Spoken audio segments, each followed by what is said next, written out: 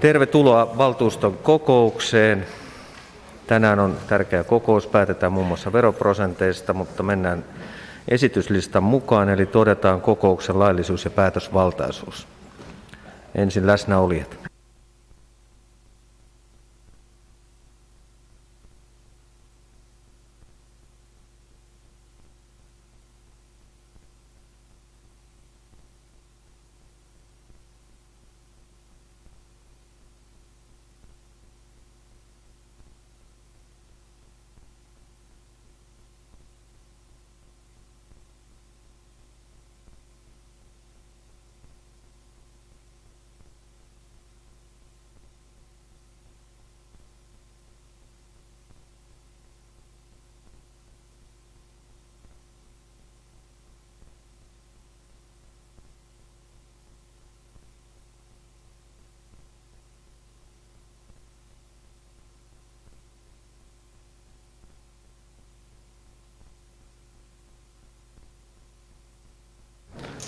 Läsnä 51 valtuutettua, poissaolosta ilmoittanut Sami Ristiniemi ja kokouksen on kutsuttu varavaltuutettu Olli-Pekka Brunila. Kokous on laillinen ja päätösvaltainen.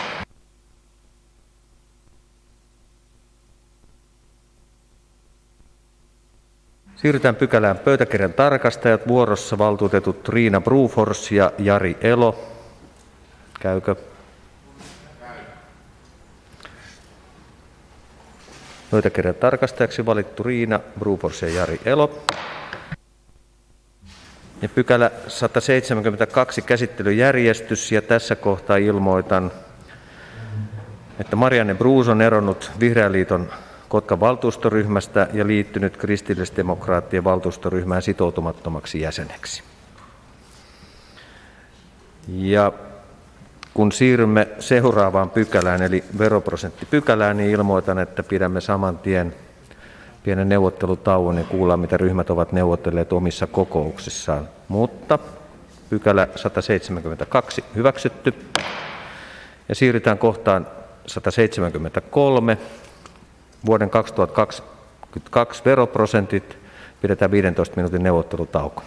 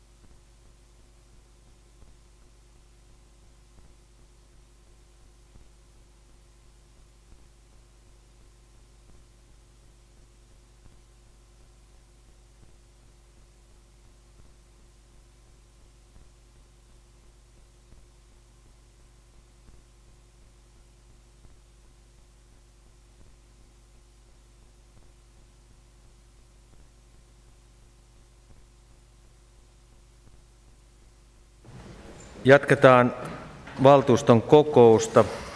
Pykälä 173 vuoden 2022 veroprosentit. Ja viime viikollahan kaupunginhallitus kokoontui ylimääräiseen kokoukseen, jossa kaupunginhallitus päätti olla korottamatta veroprosenttia. Keskustelu jatkuu siis tänään. Ensimmäisenä puheenvuoron on pyytänyt kaupunginhallituksen puheenjohtaja Sami Virtanen.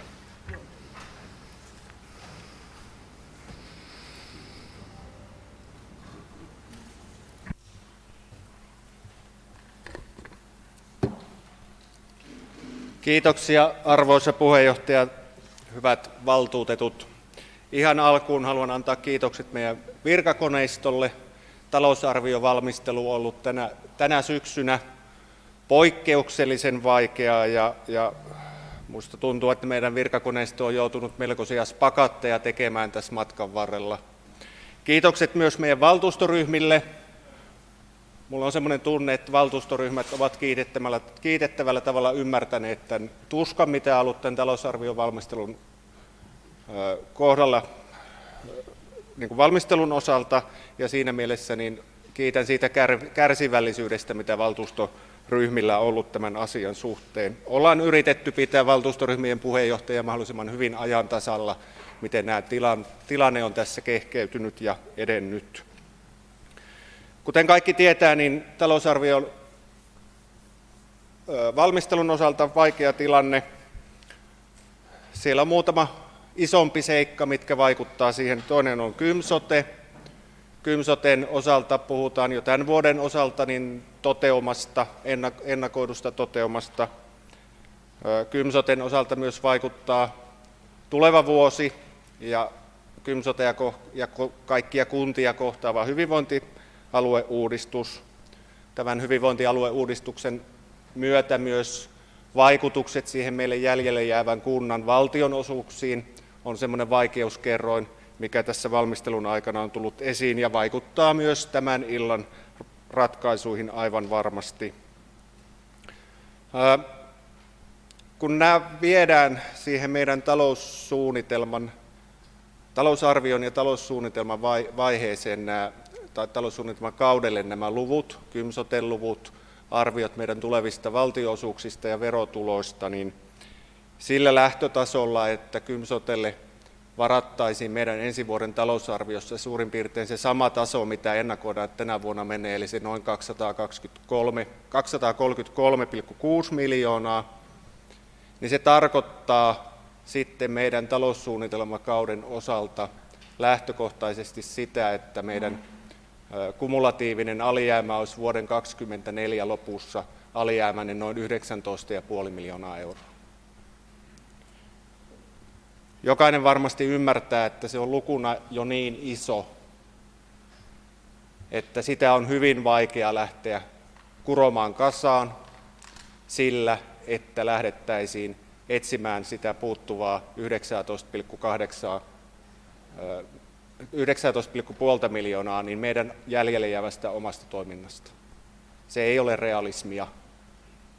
Kun jokainen, ainakin ne valtuutetut, jotka ovat aiemmin olleet mukana tekemässä talouden tasapainottamisohjelmia, niin tietää sen, että meidän omasta toiminnasta, puhutaan perusopetuksesta, varhaiskasvatuksesta, teknisestä toimesta, niin siellä yksinkertaisesti ei ole semmoisia kultamunia, että niitä noukkimalla saisimme kasaan 19,5 miljoonaa.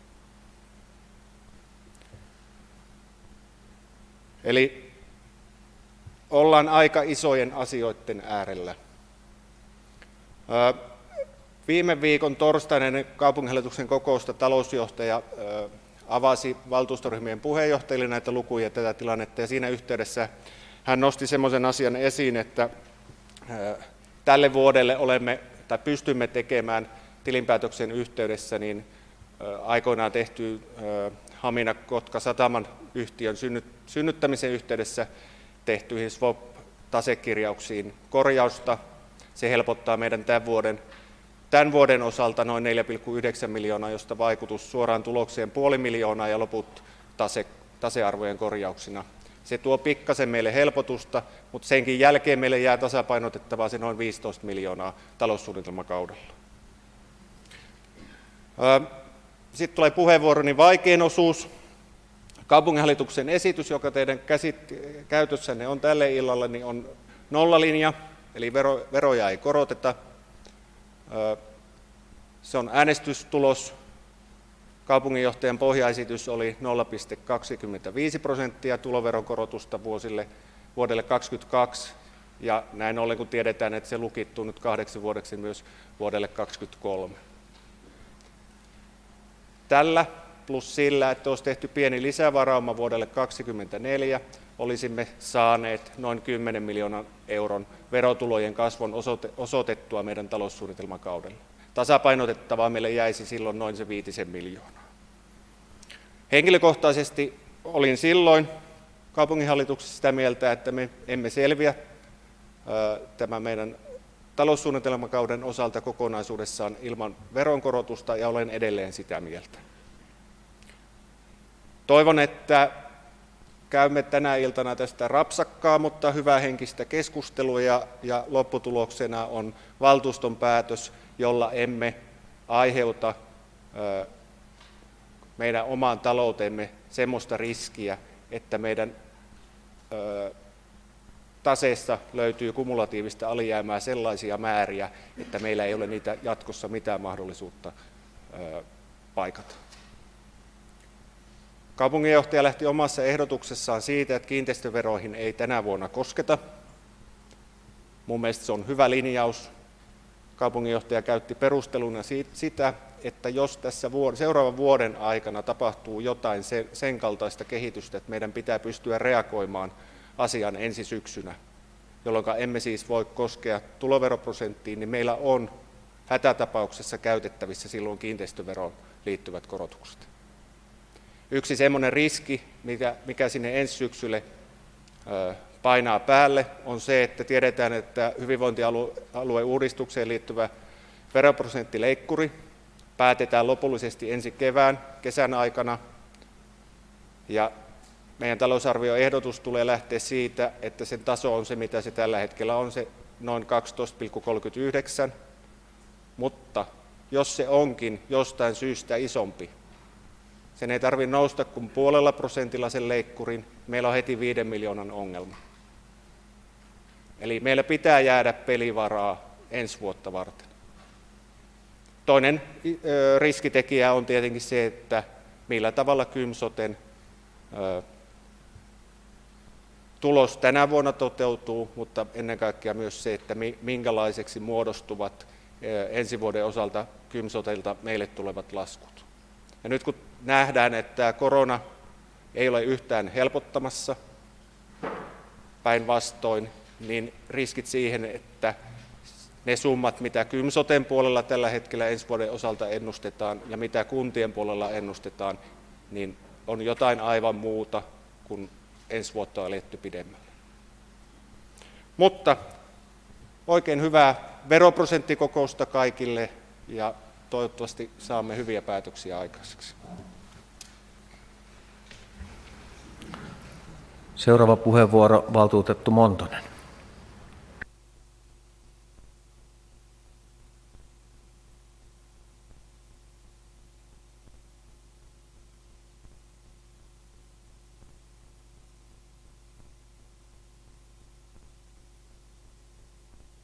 Arvoisa puheenjohtaja ja hyvät valtuutetut. Veroprosenttikeskustelu on ollut kuin jännitysnäytelmä sisältäen erilaisia vaiheita. Kaupungin talousarvion tulopuoleen vaikuttavat asiat ovat aina arvioita. Niitä arvioita pyritään tekemään talouden toimialalla monia seikkoja huomioiden, kuten verotulot, valtionosuudet ja muut mahdolliset tuotot sekä niiden taustalla vaikuttavat laskentapohjat, väestötiedot, ennusteet ja myöskin toimimalla kaupungissa niin, että alueen työpaikat lisääntyvät. Myös kaupungin johtaja ja kaupungin hallitus arvioivat sitä talousarvioesityksessään parhaansa mukaan. Kaupungin valtuusto on nyt tämän kohtalokkaan kysymyksen ääressä miettimässä tulojen ja menojen tasapainon löytämistä toimintasuunnitelmakaudelle 2022-2024 ja niiden vaikutusta Kotkan tulevaan tuloveroprosenttiin, mikä tulee olemaan voimassa vähintään 2 seuraavaa vuotta. Keskustelu kaupunkimme verotulojen riittävyydestä jouduttiin avaamaan erityisesti sosiaali- ja terveyspalvelujemme tuottamiseen liittyvistä syistä.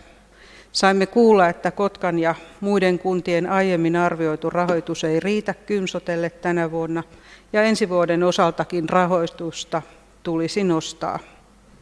Tosiasia on kuitenkin, että ihmiset pitää hoitaa hyvin ja tunnustaa se tosiasia, että rahaa kuluu. Kymsoten ensi vuoden kuluihin vaikuttaa myös jo aiemmin sovittu henkilöstön palkkojen harmonisointi sekä koronapandemian aiheuttavat kustannukset sekä kertynyt hoitovelka. Kymsotenkin tulee toki tarkastella toimintojensa kustannustehokkuutta jatkossa. Se, että me nyt päätämme tietylle tasolle Kymsoten rahoitusta ensi vuodelle tai talousarviossamme joulukuussa, ei tarkoita sitä, etteikö rahaa kuluisi, koska ihmiset on hoidettava, kuten totesin. Ja sillä on vaikutusta kaupungin talousarvion toteutumiseen. Emme voi pistää päätä pensaaseen ja olla kuin näin ei tapahtuisikaan. Veronkorotus ei ole koskaan mukava asia. Elämme nyt siirtymävaihetta, jossa valmistaudutaan vuonna 2023 tulevaan muutokseen kaupungin toiminnassa ja hyvinvointialueiden syntyyn. Sosiaali- ja terveyspalvelut sekä pelastustoimi muun muassa siirtyvät hyvinvointialueille. Kaupungin toiminta supistuu noin puolella tästä johtuen. Ja tässä vaiheessa joudumme pohtimaan molempien pärjäämistä jatkossa, erityisesti valtionapujen jakautumista kaupungin ja hyvinvointialueen kesken. Muutoksesta johtuen kaupungin veroprosenttia voi korottaa tai laskea seuraavan kerran vuoden 2023 talousarviosta päätettäessä. Olemme kerran olleet tilanteessa, jossa alijäämien kattamiseksi piti myydä kaupungin omaisuutta. Sitä tilannetta ei pidä uudelleen synnyttää. Myös siksi tulopohjasta on nyt pidettävä huolta. Emme halua elää reilua 2 vuotta jännitysnäytelmässä, jossa pitää pelätä isojen alijäämien kasvattamista tai suuria karsintoja kaupungin palvelutuotannossa. Jaha, nyt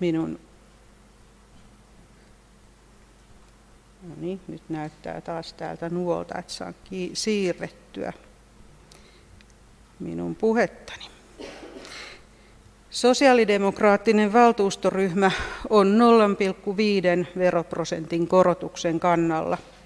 Tiedostamme, että tämän lisäksi talouden tasapainottamistoimet ovat tarpeen. Esitämme, että vuoden 2022 tuloveroprosentiksi tulee 22%.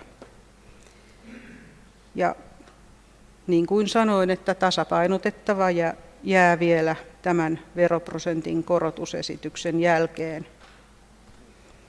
Ja ajattelemme myös niin, että työllisyyteen on panostettava, että saamme sitä kautta tuloja. Että toivon, että tämä tulee myös olemaan yksi prioriteeteista, joita mietitään tasapainotuksen lisäksi. Sitoudumme myös tarkastelemaan veroprosenttia uudelleen vuonna 2023, mikäli kaupungin taloustilanne on hyvä, ja tarvittaessa alentamaan veroprosenttia.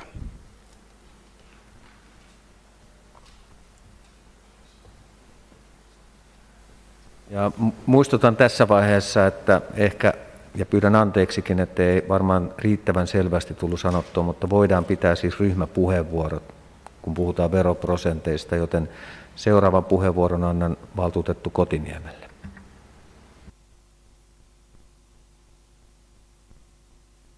Johtaja, hyvät valtuutetut, kokoomuksen ja RKP-valtuustoryhmä ei ole veronkorotuksen takana. Meillä Kotkassa on lähikuntien veroprosentteihin verrattuna paljon suurempi veroprosentti.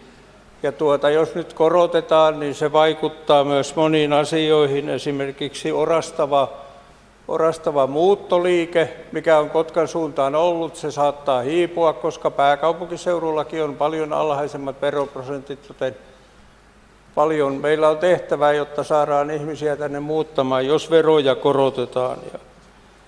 Ja tämä vaikuttaa todella paljon ihmisten mieleen. Joku sanoo, että ei se ole kuin 200 € vuodessa, mutta se on tämmöinen psykologinen homma tämä veronkorotus.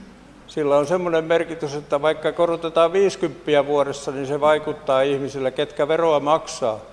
Mutta sitten kun on paljon sellaisia ihmisiä, mitkä ei maksa edes veroja, niin on isotuloisia ja pienituloisia, millä ei tätä veronmaksuasiaa ole.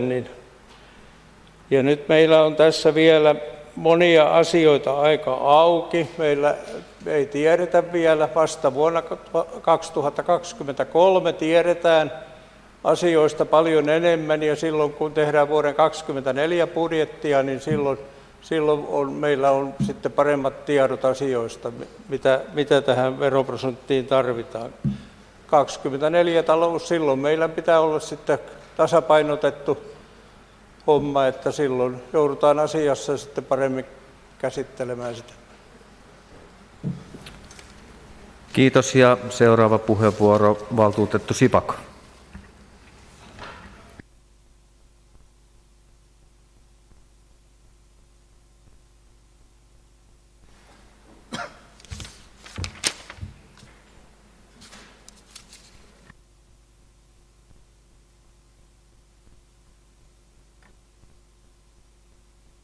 Ei toimi, ei.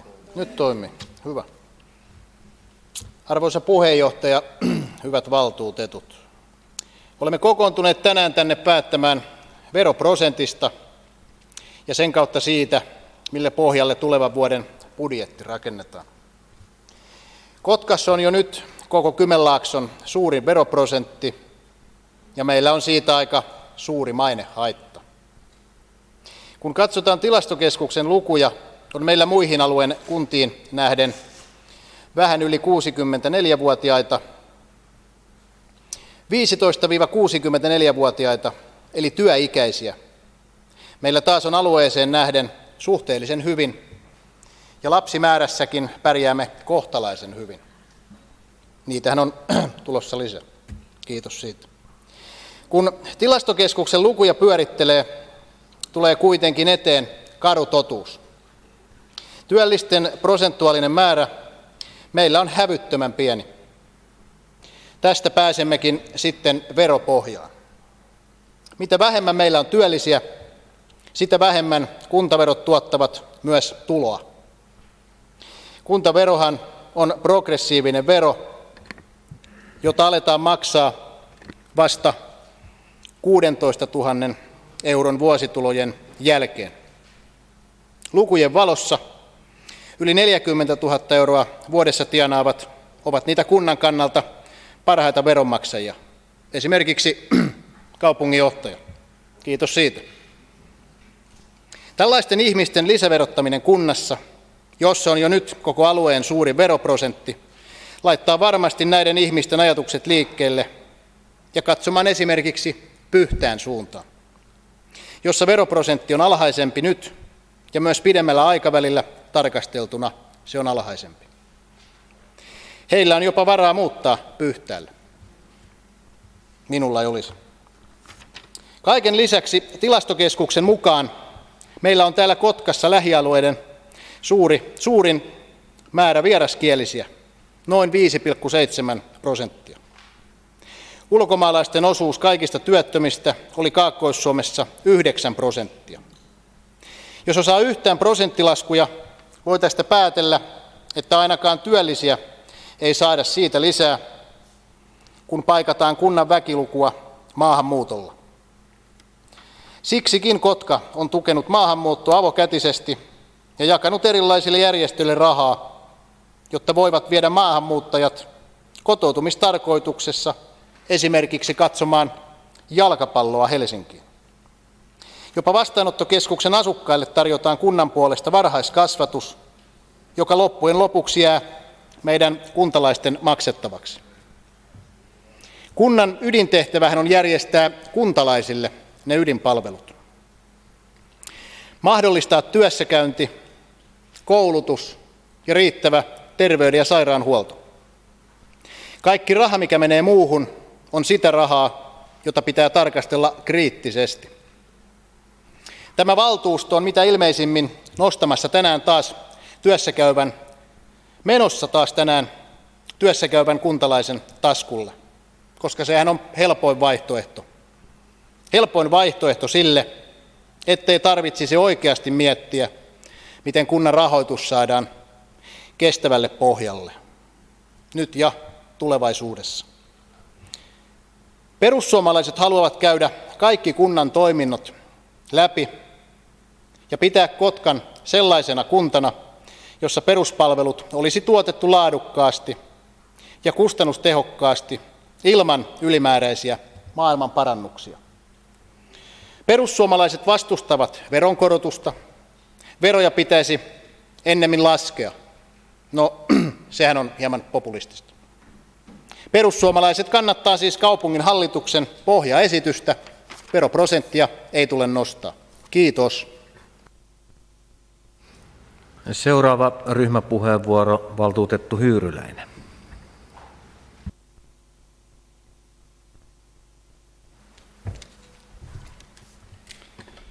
No niin, kiitos arvoisa puheenjohtaja, hyvät valtuutetut ja kaikki kokousta seuraavat.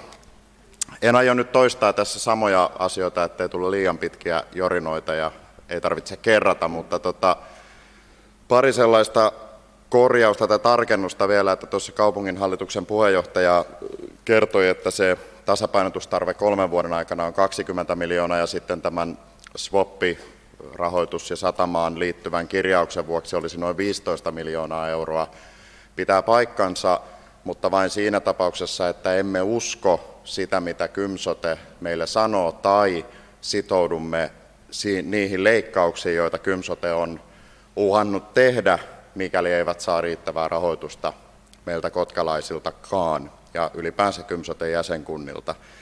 Eli alunperinhän se summa oli noin 30 miljoonaa euroa, ja jos siitä nyt 5 miljoonaa ottaa pois, niin se olisi sitten 25 miljoonaa euroa, mikäli haluaisimme, että sekä kuntalaisten nämä Kotkan kaupungin järjestämät palvelut että sitten kaikki sote-palvelut säilyisivät ennallaan ja niihin ei tulisi ylimääräisiä säästöjä ja leikkauksia. Eli 25 miljoonaa täytyy silloin 3 vuoden aikana kattaa. Ja taloussuunnitelmakausihan on oltava ylijäämäinen tai tasapainossa, se tulee kuntalaista, eli meillä ei voi olla sellaista taloussuunnitelmaa, jossa seuraavan 3 vuoden päästä meillä on jotain alijäämiä. Ja sen takia meidän pitää pystyä nyt tällä veroprosentilla ja tietysti muilla talousarviopäätöksillä tekemään sellainen taloussuunnitelma, joka on 3 vuoden päästä tasapainossa ja on realistinen. No nyt jos mietitään, mistä nämä menot tulee, miksi meillä on vaara tulla näin paljon alijäämiä, niin siinä on käytännössä vain ja ainoastaan sote-menoista kysymys. Meidän muut toimialat ja muut tekijät Kotkassa ovat pysyneet talousarvioissa. Täällä ei olla tuhlailtu opetustoimessa tai liikuntatoimessa tai puistotoimessa tehty ylimääräisiä menoja, vaan he ovat pysyneet niissä arvioissa, mitä on tehty. Eli se ylimääräinen menopaine tulee yksinään sieltä sote-puolelta. Sen lisäksi muistutan, että vain 3 vuotta sitten kaikki toimialat Kotkassa kävi rankan tasapainotusohjelman läpi ja hyvin tiheällä kammalla etsi kaikki mahdolliset säästötoimenpiteet, mitä voidaan tehdä. Näin ollen siellä ei pitäisi olla hirveästi enää leikattavaa, aivan kuten kaupunginhallituksen puheenjohtaja totesi. No miksi sitten sote-menot kasvaa, niin siihen on muutama yksinkertainen selitys. Se on tämä ikärakenne, johon viitattiin, tai koko väestörakenne. Me olemme Kymenlaaksossa valitettavasti ikääntyvä alue, ja se on aivan selvää ihan valtion taloutta tarkastellen, niin julkisista menoista valtaosa muodostuu ihmisen viimeisten vuosikymmenten aikana. Eli kalliit hoidot ja kallis hoivapalvelu on juuri sitä iäkkäille suunnattua palvelua. Ja se maksaa. Jos väestö ikääntyy, sote-menot kasvaa. Se on yksinkertainen fakta. Toinen sitten Kymsoteen liittyvä menojen kasvu, ehkä sellainen yllättävä, miksi ne yllättää ne menojen kasvut, on se, että heillä kun talousarviot on tehty aika tavoitteellisesti, niin niissä ei olla pystytty pysymään, koska Kymsote ei ole pystynyt tuottamaan niitä palveluita omana palvelunaan, johtuen esimerkiksi rekrytointiongelmista. Tämän vuoksi, koska ne palvelut ovat lakisääteisiä, ne on täytynyt ostaa yksityiseltä ja huomattavasti kalliimmalla hinnalla. Tämä kasvattaa sote-menoja. No, mitä sitten näille menoille voi tehdä, jos menot kerran vain kasvaa? No tietysti kaksi vaihtoehtoa, leikata menoja tai kasvattaa tuloja. Kuten totesin, niin kunnan näissä muissa palveluissa on melkoisen vähän enää varaa tasapainottaa lisää ja leikata. Mutta niin on myös Kymsoten, ja kun Kymsote lähetti tämän listansa, jossa oli paljon sellaisia kohtia, joista tuskin moni tässä salissa haluaisi leikata, esimerkiksi nuorten matalan kynnyksen mielenterveyspalveluista tai lastensuojelun määrärahoista tai muista, niin tosiasia kuitenkin on, että ne eivät ole täysin lakisääteisiä palveluja, jolloin ne on niitä ainoita palveluita, joista pystytään leikkaamaan. Emme me voi leikata siitä, että jätetään joka toinen sydänkohtauspotilas hoitamatta. Silloin Kymsote rikkoisi lakia. Ne on pakko kohdistaa niihin ennaltaehkäiseviin, hieman kevyempiin palveluihin ne leikkaukset, jos niitä tehdään. Ja sitten moni on epäillyt, että Kymsote huijaa, pitää tätä neuvottelutaktiikkana, mutta tälläkään ei oikeastaan mitään perustetta ole. Onko teillä yhdelläkään esittää yhtään faktaa, millä voisimme todentaa, että Kymsote valehtelee omissa luvuissaan? Ja vaikka arkijärjellä ajattelisimme, että kunnan toivomukset ja Kymsoten toivomukset ovat molemmat vähän kotiin päin vetäviä, niin todellisuus löytyy jostain siitä väliltä, joka tarkoittaa sitä, että yli 20 miljoonaa seuraavan 3 vuoden aikana on löydyttävä lisärahoitusta. Ja tässä kun veroprosentista keskustellaan, niin aina puhutaan tästä kunnan vetovoimasta sekä toisaalta työllisyysvaikutuksista. No se on todettu useissa tutkimuksissakin, että on veroprosentin muutoksilla työllisyysvaikutuksia, mutta vasta kun ne muutokset ovat riittävän suuria. Eli 0–1 prosenttiyksikön väliin sattuvat muutokset niin ylös kuin alaspäin eivät näy missään muualla kuin veronmaksajan kukkarossa ja veronkerääjän kukkarossa. Eli niillä ei ole työllisyyteen, ei työn kysyntää eikä tarjontaan todellista vaikutusta. Eli mikäli haluaisimme sellaisia vaikutuksia, niin veroja pitäisi muuttaa huomattavasti radikaalimmin. Toinen on tämä vetovoimakysymys. Se on aivan totta, kuten valtuutettu Kotiniemi sanoi, että sillä on mielikuvavaikutus ja vetovoimavaikutus, mutta siinäkään ei ole loppujen lopuksi merkitystä, että korotatko veroja nyt 0,25 vai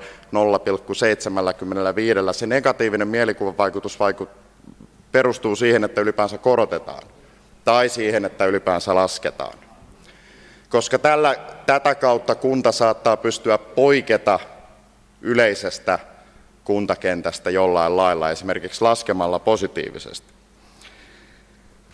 Mutta sitten kun mietitään, että mistä se raha oikein voisi sitten tulla, että jos ei me voida leikata ja meidän on pakko veroilla sitä paikata,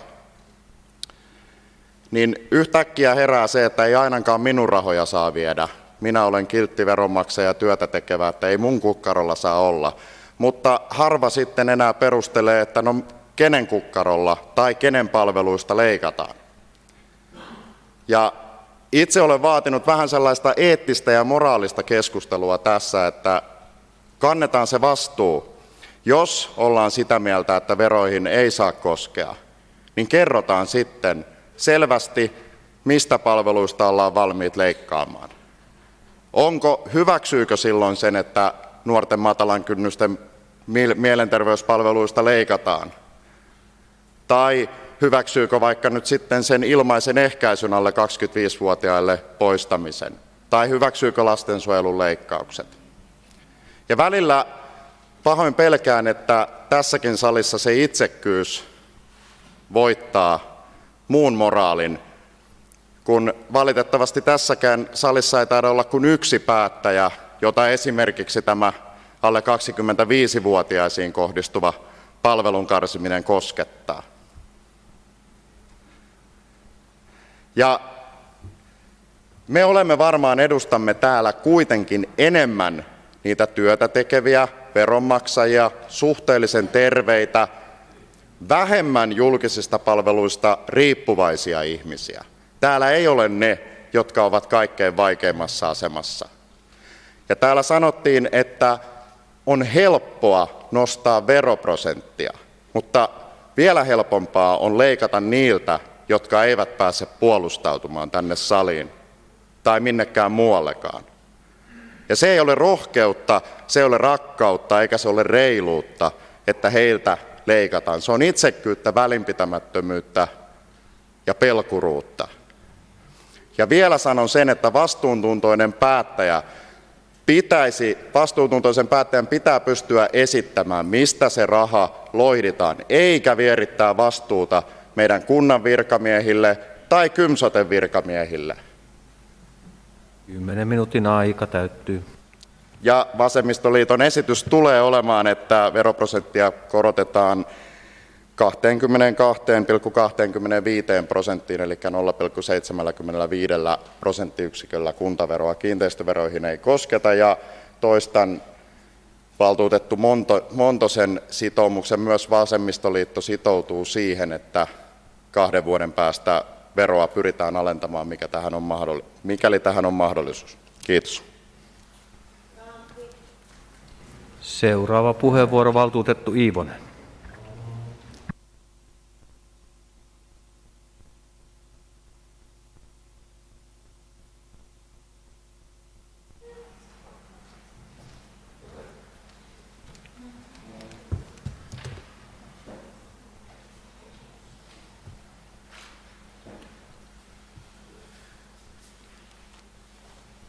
Niin, arvoisa puheenjohtaja, hyvät valtuutetut ja muut läsnäolijat. Ihan ensimmäiseksi anteeksi, pyyntö jännittää aivan jäätävästi, en ole syönyt koko päivässä, mutta asia on tärkeä, joten kerron sen teille. Tänään päätetään asiasta, jolla on hyvinkin kauaskantoiset vaikutukset. Haluaisin muistuttaa, että meillä on kaikki puolueet sitoutuneet Kotkan kaupunkistrategiaan, joka määrittelee meidän päätöksillemme raamit. Me ollaan määritelty Kotkan arvot, joiden perustana on reiluus, rohkeus ja rakkaus. Rohkeutta me ollaan jo osoitettu pelottavankin avokätisesti. Meillä on seuraavan 5 vuoden sisällä investointeja rakentamiseen 160 miljoonaa, ja näillä rakennuskustannuksilla ja nykyisillä tarvikekustannuksilla tuskin siinä edes pysytään. Ja tästäkin summasta puuttuu vielä uimahalli, Arto Tolsa-areena, kirjasto. Voitte vaan jatkaa listaa. Uimahalli ei ole enää korjattavissa, sitä on kovasti elvytetty, mutta kuinka kauan se kestää kasassa. Ja kun se hajoaa, niin siihen tarvitaan rahaa. Me tarvitaan rohkeita panostuksia tulevaisuuteen, mutta niiden hintalappu vähän hirvittää. Rohkeutta on siis osoitettu. Nyt on aika lunastaa loputkin ajatukset ja lupaukset. Osoittaa rakkautta ja reiluutta. Me ollaan luvattu, että Kotkan suuntaa määrittää tasa-arvoisuus, kotiseudusta ja sen ihmisistä välittäen, kestävästi ja kotkalaisella asenteella ilon kautta. Tähän kaikki puolueet ovat siis jo sitoutuneet, ja valtuustokauden alussa kuultiin monta lupausta siitä, että ainakaan meidän nuorisomme hyvinvoinnista ei enää revitä eikä tingitä. Nyt on aika täyttää nämä lupaukset ja sijoittaa myös kotkalaisten hyvinvointiin, koska kaikkein olennaisin vetovoimatekijä on kotkalaiset ja heidän hyvinvointi. 3 vuotta sitten Me ollaan käyty melkoisen kivulias talousarvio tässä salissa, tiheällä kammalla. Me jouduttiin päättämään, mitä leikkipuistoja lopetetaan.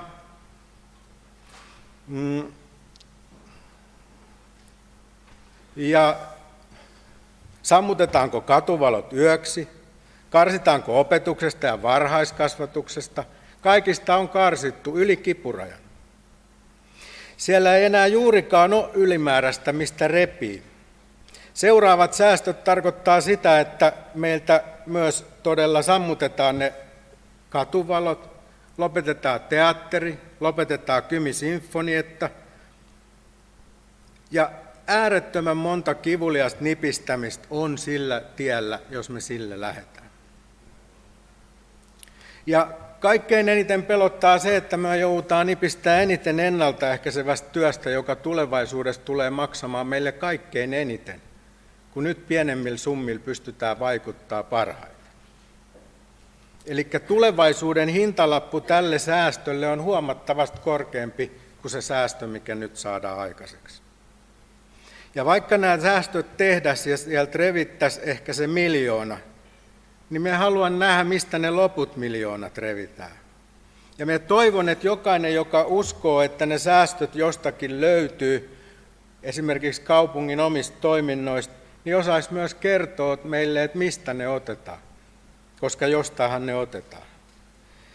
Muistutan myös siitä, että me on sitouduttu kaupungin strategian kärkiin, jotka on oppiva ja yrittävä Kotka, eli koulutuksen, elinikäisen oppimisen ja yrittämisen kaupunki.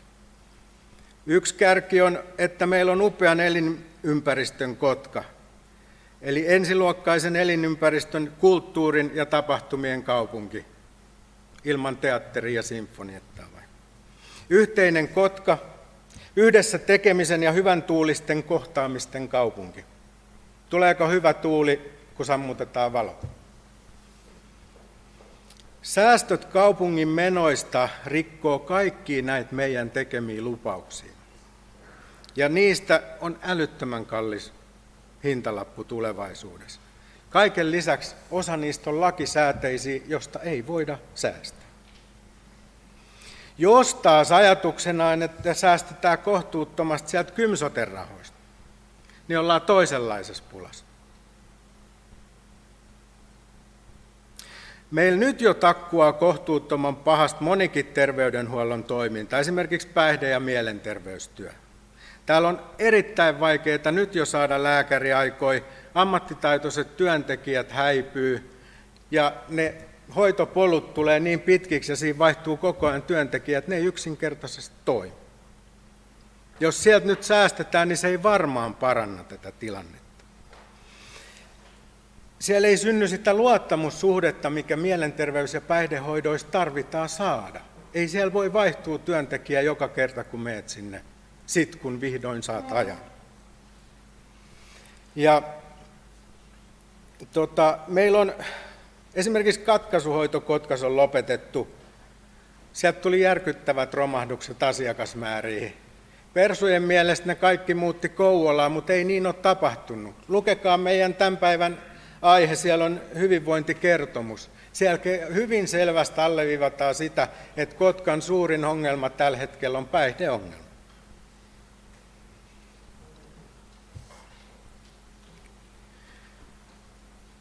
Ja koska päihde- ja mielenterveysongelmat on samanlaisia kuin muutkin sairaudet, niin sitä halvempi hintalappu niistä tehdään, mitä nopeammin niihin saa apua. Meillä ei ole mitään tietoa, minkälaiset päihde- ja mielenterveysongelmat muhii täällä niin kuin koronatilanteen takaa.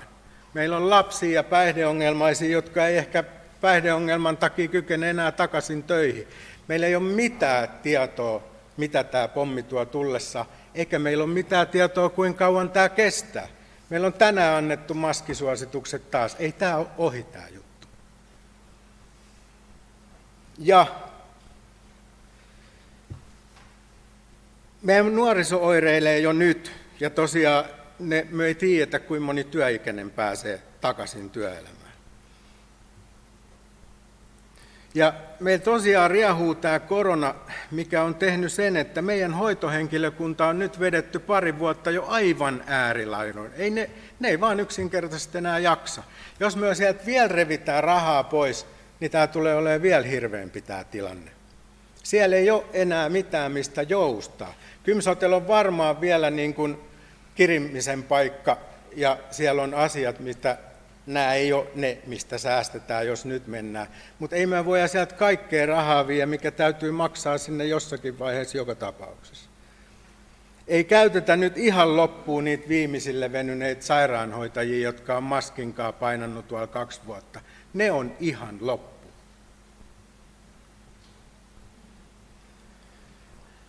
Minun itseäni satuttaa maksaa lisää veroja. Ei olisi yhtään ylimääräistä. Mutta sen verran minä nyt olen tässä kohtaa valmis joustamaan. Me ollaan sotien jälkeen ensimmäisen kerran oikeasti kriisissä tässä maassa, tässä kaupungissa, ja tämä kriisi on kaiken lisäksi globaali. Nyt meidän on pakko kerätä vähän rahaa.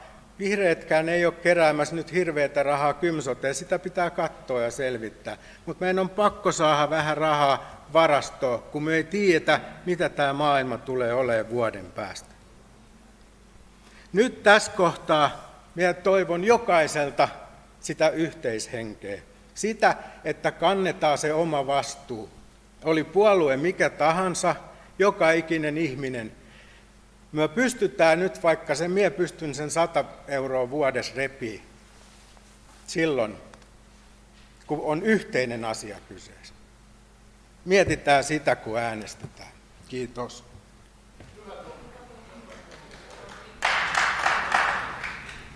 Ja seuraava puheenvuoro, valtuutettu Almgren.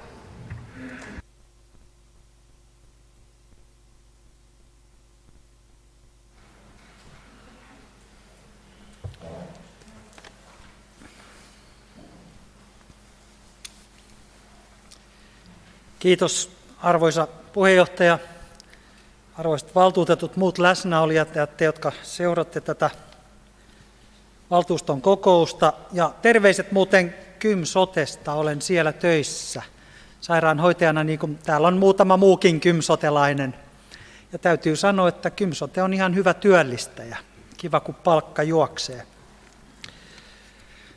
Kaupungin hallitus päätti tulovero- ja kiinteistöveroprosenteista jo kertaalleen, kuten muistamme talousarvion käsittelyn yhteydessä lokakuun lopussa. Ja tuolloin päädyttiin yksimielisesti siis hallitus esittämään valtuustolle, että kuntaveroihin ei tehdä muutoksia. Tämä olisi hyvin kelvannut myös meille kristillisdemokraateille. No sitten Kymsote aiheutti virheellisellä raportillaan, jonka he ovat kyllä reilusti myöntäneet, ikävän yllätyksen jäsenkuntien myös Kotkan budjetin valmisteluihin. Ja sen tähdenhän kunnat ovat sopineet erillisselvityksestä Kymsoten talouden seurantaa, kehitystä ja ennusteiden laatua koskien.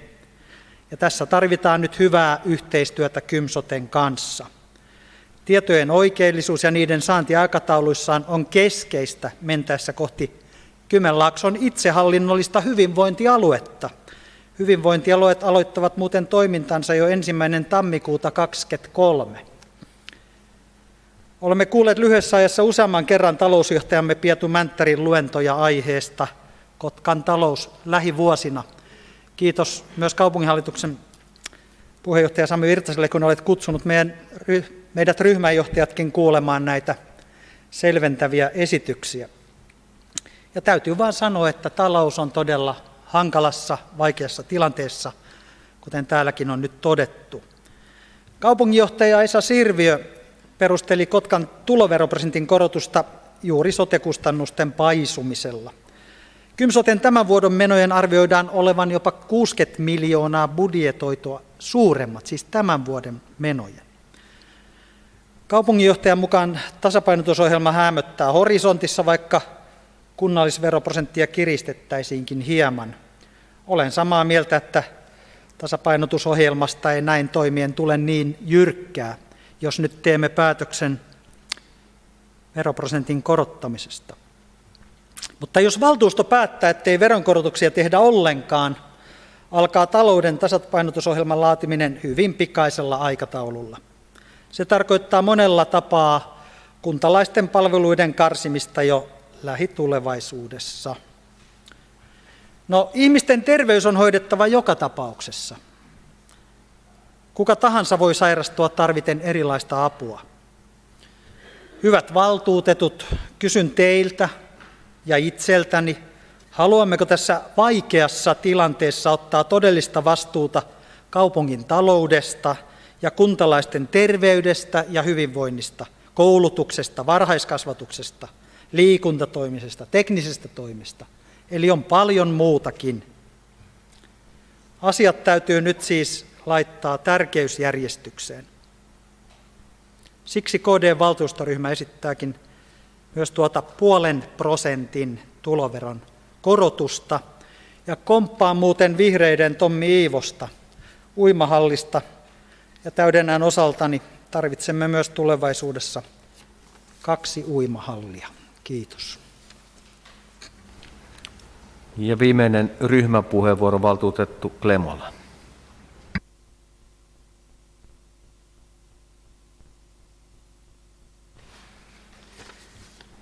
Arvoisa puheenjohtaja, hyvät valtuutetut ja muut läsnäolijat.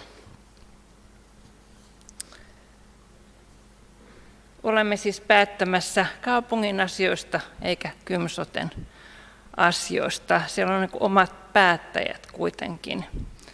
Ja sanon aluksi, että kaupunki maksaa, kotkalaisten sote-menot kuuluu maksaa ja se on oikein. Mutta tämä veroprosentti on vähän eri asia. Se päätetään seuraaville vuosille historiallisen poikkeavassa tilanteessa. Sen pitää olla voimassa seuraavat 2 vuotta. Hyvinvointialueet haluavat maksimoida valtiolta saavansa rahoituksen ja toisaalta kunnat ovat huolissaan muutoksen jälkeisistä veroprosenteistaan ja valtionosuuksistaan. Koronatilanne ei ole vielä hallinnassa. Elämme siis suuren epävarmuuden tilassa. Kotkan veroprosentti on jo tällä hetkellä Kymenlaakson korkein. Se on myös suurempien kaupunkien korkeimmasta päästä kansallisesti. Veroprosentin nosto on houkutteleva keino saada talous tasapainoon, mutta saadaanko menot sillä kuriin, niin ei saada. Suotavaa olisi, että kaupungissakin vallitsisi periaate, että ei ne suuret tulot, vaan ne pienet menot, mutta siis edessä on suuri rakenteellinen muutos. Kasvaneet sote-kustannukset tulevat leveämmille harteille. Sen jälkeen kaupungin menot ja tulot ovat helpommin ennakoitavissa. Kotkan muita korkeampi veroprosentti osoittaa, että talouden hallinnassa ei ole onnistuttu kaikilta osin. Vanha valtuusto on tehnyt omat valintansa. Nyt uusi valtuusto on vasta aloittanut työnsä. Ja sitten vielä Kymsote siirtää ne talousarviokäsittelynsä joulukuulle, jolle myös tiedetään siitä tarkemmin. Keskusta on valmis käymään läpi talouden tasapainottamiskeinot, lakisääteiset ja ei-lakisääteiset tehtävät, mahdolliset rakenteelliset muutokset, yhteistyön naapurikuntien seutukunnan kanssa. Seuraavat 2 vuotta tulisivat olemaan tarkan euron vuosia. Rahaa ei ole kaikkeen siihen, mitä haluamme, mutta mutta tasapainottamiskeinoilla rahat riittäisivät siihen, mitä tarvitsemme. Veronkorotusta voidaan sitten harkita vaikka suurempana 2 vuoden kuluttua, mikäli tarpeen. Siihen mennessä tiedämme myös varmasti, toteutuuko akkuteollisuushankkeet ja muut mahdolliset isommat hankkeet elinvoimaamme parantamaan. Keskusta on myös huolissaan kaupungin ja muutaman tytäryhtiön holtittomalta vaikuttavasta velkaantumisesta. Päätöksiä on tehty kiireellä ja kustannukset ovat nousseet kohtuuttomiksi. Maailma on korona-aikana muuttunut. Rakennammeko liian kalliita tiloja ylläpidettäväksi? Arvoisa puheenjohtaja, keskusta on valmis pitämään veroprosentin ennallaan ja käymään talouden tasapainotuskeinot läpi tässä uudessa valtuustossa.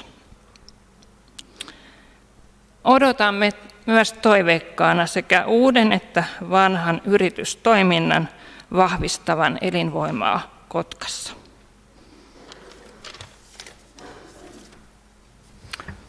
Ryhmäpuheenvuorot on nyt pidetty ja muistuttaisin seuraavia puhujia, että meidän pykälän aiheena on vuoden 2022 veroprosentti, ei talouden tasapainottamisohjelma, joka käsitellään 13.12. Seuraava puheenvuoro, valtuutettu Frilander Paavilainen. Arvoisa puheenjohtaja, valtuutettu Klemolalle toteaisin sen, kun hän arvostelee meidän korkeaa veroprosenttia ja kehuu ympäröiviä kehyskuntia sillä, että me tuotamme aika paljon palveluja, joita ympäröivät nukkumalähiöt käyttävät myöskin, mutta eivät osallistu kustannuksiin muuta kuin pääsymaksun kustannuksella. Että toivotaan, että kun uutta uimahallia suunnitellaan ja sinne on kirjoitettu, että neuvotellaan Pyhtään kanssa esimerkiksi, että he ottavat osaa kustannuksiin, niin toivotaan, että tulee myönteinen ratkaisu tähän asiaan.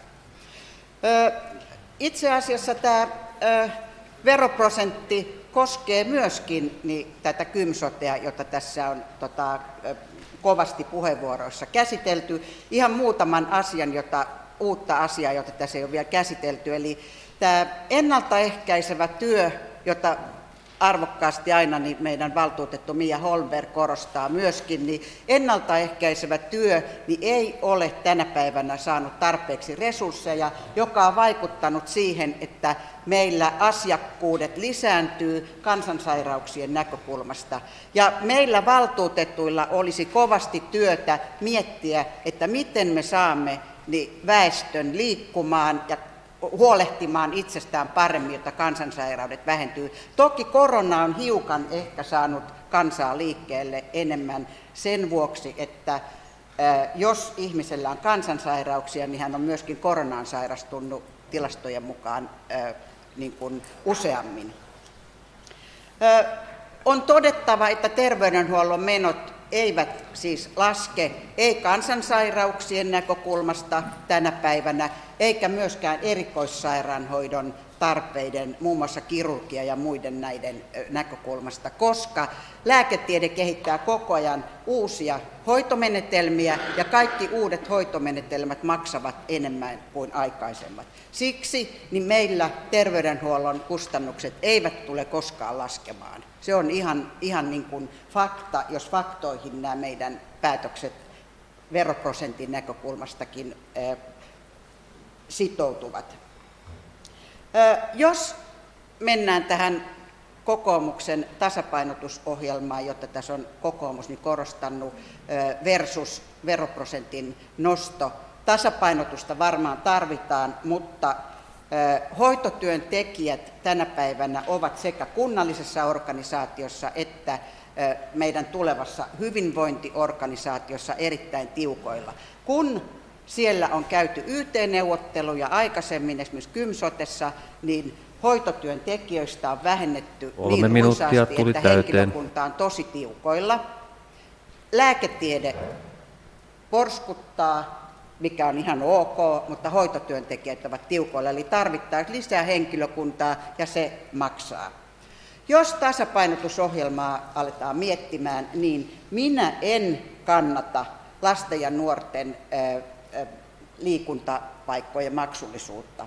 En kannata myöskään teknisen toimen ulkoistamista, enkä kannata myöskään kulttuuripalvelujen vähentämistä. Eli näitä aika itse asiassa helppoja voisi olla, joista voisi vähentää, mutta en myöskään koulutoimessa. Siellä tarvittaisiin lisää resursseja. Tämän hetken lasten mielenterveysongelmat ovat suuret ja koulutoimessa opettajat ovat todella tiukassa tilanteessa lasten kanssa. Siellä tarvittaisiin lisää resursseja ja niin edelleen. Eli tasapainotusohjelma ilman veronkorotusta niin minun mielestäni ei voi koskea näihin luettelemiini asioihin. Kiitos valtuutettu Filander Paavilainen. Muistuttaisin nyt uusia valtuutettuja ja vanhojakin valtuutettuja, että ryhmäpuheenvuoron pituus on 10 minuuttia ja normaali puheenvuoron pituus on 3 minuuttia. Yritetään pysyä raameissa. Ja seuraava puheenvuoro on valtuutettu Klami. Kiitos arvoisa puheenjohtaja, hyvät valtuutetut sekä muut läsnäolijat. Kotkan kaupungin rakenteellinen velkaongelma ei korjaannu verojen korotuksella, vaan jos nyt nostetaan, niin siitä huolimatta rakenteellinen ongelma jatkuu ja tulevaisuudessa joudutaan nostamaan taas veroprosenttia lisää. Kotkan resurssit tulee keskittää kaupungin ydintehtäviin, eli perusasiat kuntoon, esimerkkinä koulut, peruspalvelut sekä infrastruktuuri. Ja niistä on leikattava, mitkä eivät kuulu kaupungin ydintehtäviin. Edellisen kerran, kun valtuusto yritti tehdä viime kaudella leikkauksia, niin asia kääntyi siihen, että puolueet rupesivat kehumaan kilpaa, kuinka tästä ja tästä ei leikattu heidän ansiosta. Eli leikkausvaraa on kyllä. Nyt vaaditaan valtuutetulta selkärankaa ja hoitaa talous tasapainoon, eikä mennä tavallisen työssäkäyvän ihmisen lompakolle. Kiitos. Seuraava puheenvuoro valtuutettu Juho Eerola. Arvoisa puheenjohtaja, niin kuin tässä on nyt tullut esille tänään ja kaikki tietää muutenkin, niin leijonan osahan tästä Kotkan rahan tarpeesta niin johtuu näistä sote-menoista, jotka tuntuu kasvavan. Sitten kun tätä asiaa olen tutkinut ja selvitellyt, mistä mahdollisesti johtuu, niin olen yllätyksekseni huomannut, että tämä väestö täällä Kotkassa ei keskimäärin kuitenkaan ole vanhempaa kuin näissä verrokkikunnissamme muualla Kymenlaaksossa, joissa on jo ennestään pienempi tämä veroprosentti. Työikäisiä, eli suunnilleen tällaisia itteni ikäisiä, niin meillä on prosentuaalisesti jopa enemmän kuin vaikka Haminassa tai Kouvolassa, jos olen oikein näitä lukuja katsellut. Sitten tämä työllisyystilanne kuitenkin Kotkassa tästä huolimatta on huonompi kuin lähialueilla, vaikka sitten taas työpaikkoja täällä on enemmän kuin monessa muussa paikassa. Niin jostain syystä myös tunnutaan olevan keskimäärin sairaampia kuin lähikunnissa, ja sitten myös käytetään erilaisia yhteiskunnan tukimuotoja, monia muita lähialueen kuntia enemmän.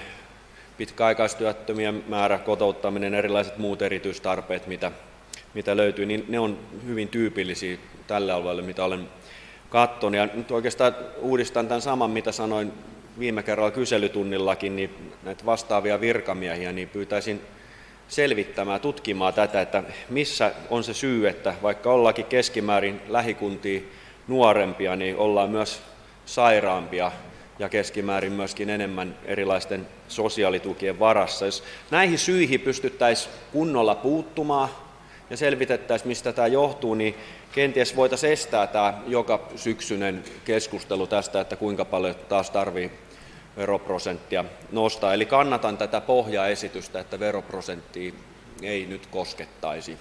Kiitos. Ja seuraava puheenvuoro valtuutettu Pirinen. Niin, puheenjohtaja. Laulusta ajetaan sanoa, että hepo tahtoo piiskaa ja kauraa. Nyt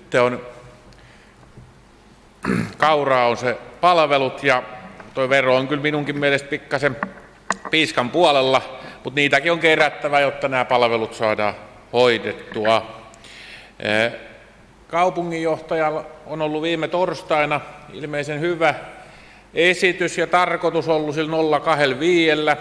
Tuossa asiakirjassa ei kauheasti ole perusteluita, miten siihen on päädytty. On kai ryhmiä konsultoitu, että mitä voisi olla, mutta on siihen varmaan asiallisiakin laskelmia toteutettu sen puolesta. Ja kyllä toivoisi, että tätä sillan aikaan voisi vielä vaikka ryhmät keskustella uudestaan. Löytyisikö laajaa yhteisymmärrystä veron korotukselle, joka olisi sen kaupunginjohtajan esityksen kaltainen. Nyt ollaan sellaisessa tilanteessa, että meillä ei ole kyllä juurikaan käsitystä tuosta tulevaisuudesta tämän hyvinvointialueiden tulemisen johdosta. Ensi vuodelle me tiedetään, että alijäämää tulee, ei sen suuruutta. Kymsote tulee laskuttamaan käytön mukaan suurimman osan palveluista, laittoi sitten Kotkan kaupunginvaltuusto sinne minkälaisen luvun haluaa joulukuussa. Ja ne palvelut syntyy ihan oikeasti ihmisten tarpeista ja ne on maksettava. Ja sitten kun niitä talouden tasapainottamisohjelmaa aletaan joskus tekemään, niin varmaan kannattaa nyt kuntalain erilaiset säädökset miettiä. Onko järkeä esimerkiksi pidentää taloussuunnitelmakautta 1 vuodella, joka on kaiketi mahdollinen sinne. En ihan tarkkaan ole varma, että onko se järkevää, mutta se pitää tutkia. Ja samoin sinne on tullut lisäys. Talouden tasapainottaminen voi tehdä 6 vuodelle erillisestä hakemuksesta, jossa lupa valtiovarainministeriöstä annetaan. Ja nyt on tosi poikkeuksellinen aika tulos, niin käytetään poikkeuksellisia keinoikin sit varmasti silloin. Sitten jos ei tässä illan aikaan pysty ryhmät neuvottelemaan, niin kyllähän se on sitten 0,5 korotetaan ja sillä koitetaan toimia ja elää eteenpäin, mutta se on varma, että tasapainottamistoimenpiteitäkin tulevin vuosin pitää tehdä. Kiitoksia. Ja seuraava puheenvuoro, valtuutettu Brask. Kiitos arvoisa puheenjohtaja ja hyvät valtuutetut. Mä olin oikein valmistellut puheet ja kaikki, mutta nyt kun mä oon tässä illan kuunnellut tätä keskustelua, niin totesin, että en ota puhetta käyttöön. Tässä on käytetty jo todella hyviä puheenvuoroja kaiken kaikkiaan. Olisin puhunut efektiivisestä veroasteesta, joka ei vastaa sitä todellista meidän tuloveroprosenttia, jota olisi myös syytä välillä tarkastella, että miten meidän efektiivinen tuo aste niin käyttäytyy tässä koko valtion tasolla. Ja yhteenvetona voisi melkein sanoa tästä keskustelusta, että kun toiselle kumartaa, niin toiselle pyllistää. Ja kyllähän nyt on kysymys siitä, että meillä on kunnan palvelut vastaan Kymsoten palvelut näissä kaikissa keskusteluissa. Tämä on hyvin arvopohjasta keskustelua, mitä tässä salissa pitäisi käydä, mutta myös muistaen se, että mitä nämä meidän päätökset tarkoittaa myös tulevaisuudelle.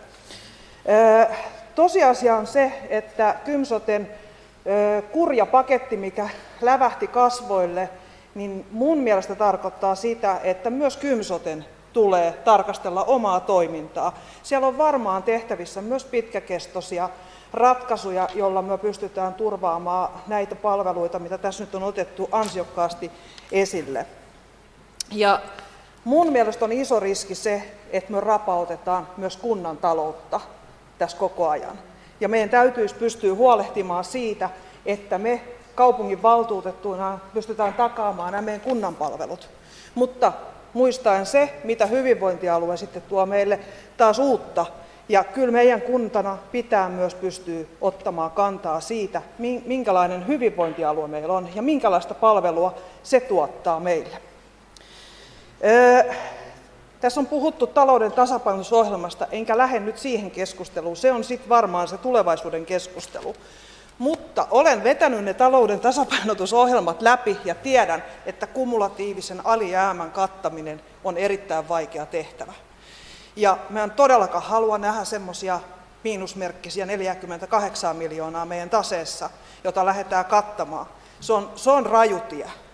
Ja meillä ei ole mitään omaisuuden myyntiä, niin sanottuja Kymenlaakson sähkökauppoja.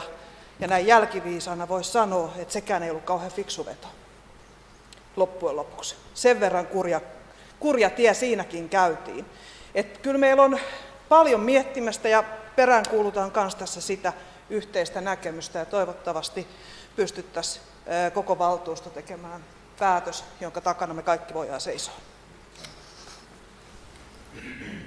Ja seuraava puheenvuoro, valtuutettu Mielonen. Joo, kiitoksia puheenjohtaja. Paljon on ollut hyviä puheenvuoroja tänään. Moni on kiroillut sitä, kun Kymsote tuli julkisuuteen leikkauslistalla, kun se toi ilmi, mihin tämä kuntien riittämätön rahoitus tulisi johtamaan. Ja saatan olla yksi ainoista, joka piti sitä erittäin hyvänä asiana, että ne tuotiin esille, koska meillä on nyt käsillä oikeastaan ensimmäinen kerta, kun me tiedetään meidän niin kuin toiminnan vaikutukset. Tämä Kymsoten kuntayhtymämallihan on sinällään ollut hiukan huono, että valta ja vastuu ei ole kohdannut. Kunnat on taistellut sen puolesta, että ne saisi annettua Kymsotelle aina mahdollisimman pienen rahoitusosuuden, ja sitten Kymsote on joutunut kärvistelemään sillä, mitä Kymsotelle on myönnetty. Eli meillä rahan myöntäjänä ei ole ollut käytännön vastuuta siitä, mihin se on päätynyt Kymsotessa. Ja Kymsotehan on tätä meidän korkeata sairastavuutta tietenkin lähtenyt ratkomaan, ja se on johtanut sellaisiin ei-tarkoituksenmukaisiin toimintamalleihin, jotka itsessään ei säästä, vaan aiheuttaa ylimääräisiä lisäkustannuksia. Kuten valtuutettu Hyrryläinen on todennut, niin esimerkiksi hoitajapula on sellainen, jota on jouduttu paikkaamaan sitten kalliilla ostopalveluilla, tai puhumattakaan tästä selviämisaseman lakkauttamisesta, jonka myötä on nyt ilmennyt, että nämä ihmiset, jotka muuten Kotkas menisivät selviämisasemaa, päätyykin kuormittamaan kallista päivystystä. Eli Kymsote pitää sisällään todella paljon tällaista epätarkoituksenmukaista toimintaa, jossa piilee sitten nämä mahdolliset säästöt. Ja näitä säästöjä pystyy hankkimaan ainoastaan pitkäjänteisellä työllä, panostamalla siihen ennaltaehkäisyyn YMS. Me tiedetään tämä kaikki, vaikka ollaankin maallikoita. Mutta Kymsoten käytännön asioihin me ei tänään pystytä vaikuttaa. Me voidaan vaikuttaa vain niihin faktoihin, jotka meillä on nyt käsillä.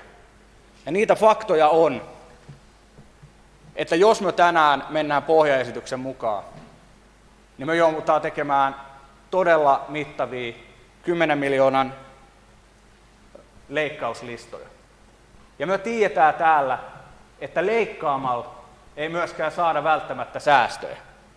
Ja me tiedetään, että jos me mennään pohjan mukaisesti, mitä se tulee tarkoittamaan Kymsoten osalta. Nämä on faktoja, johon meidän on luotettava. Nuorten matalan kynnyksen ohjaus lopetetaan. Mielenterveyspalveluiden hoitajien vakansseja ei täytetä. Sosiaali- ja kriisipäivystys lakkautetaan Kouvolasta. Lasten vastaanottokoti Taimela suljetaan Kotkasta. Ja 3 minuuttia. Näin eteenpäin. Niin näitä leikkauksia me ollaan tänään nyt siunaamassa. Ja me tiedetään, kun me luetaan tuota listaa, että nuo mainitut leikkaukset tulee aiheuttaa vain lisäkustannuksia.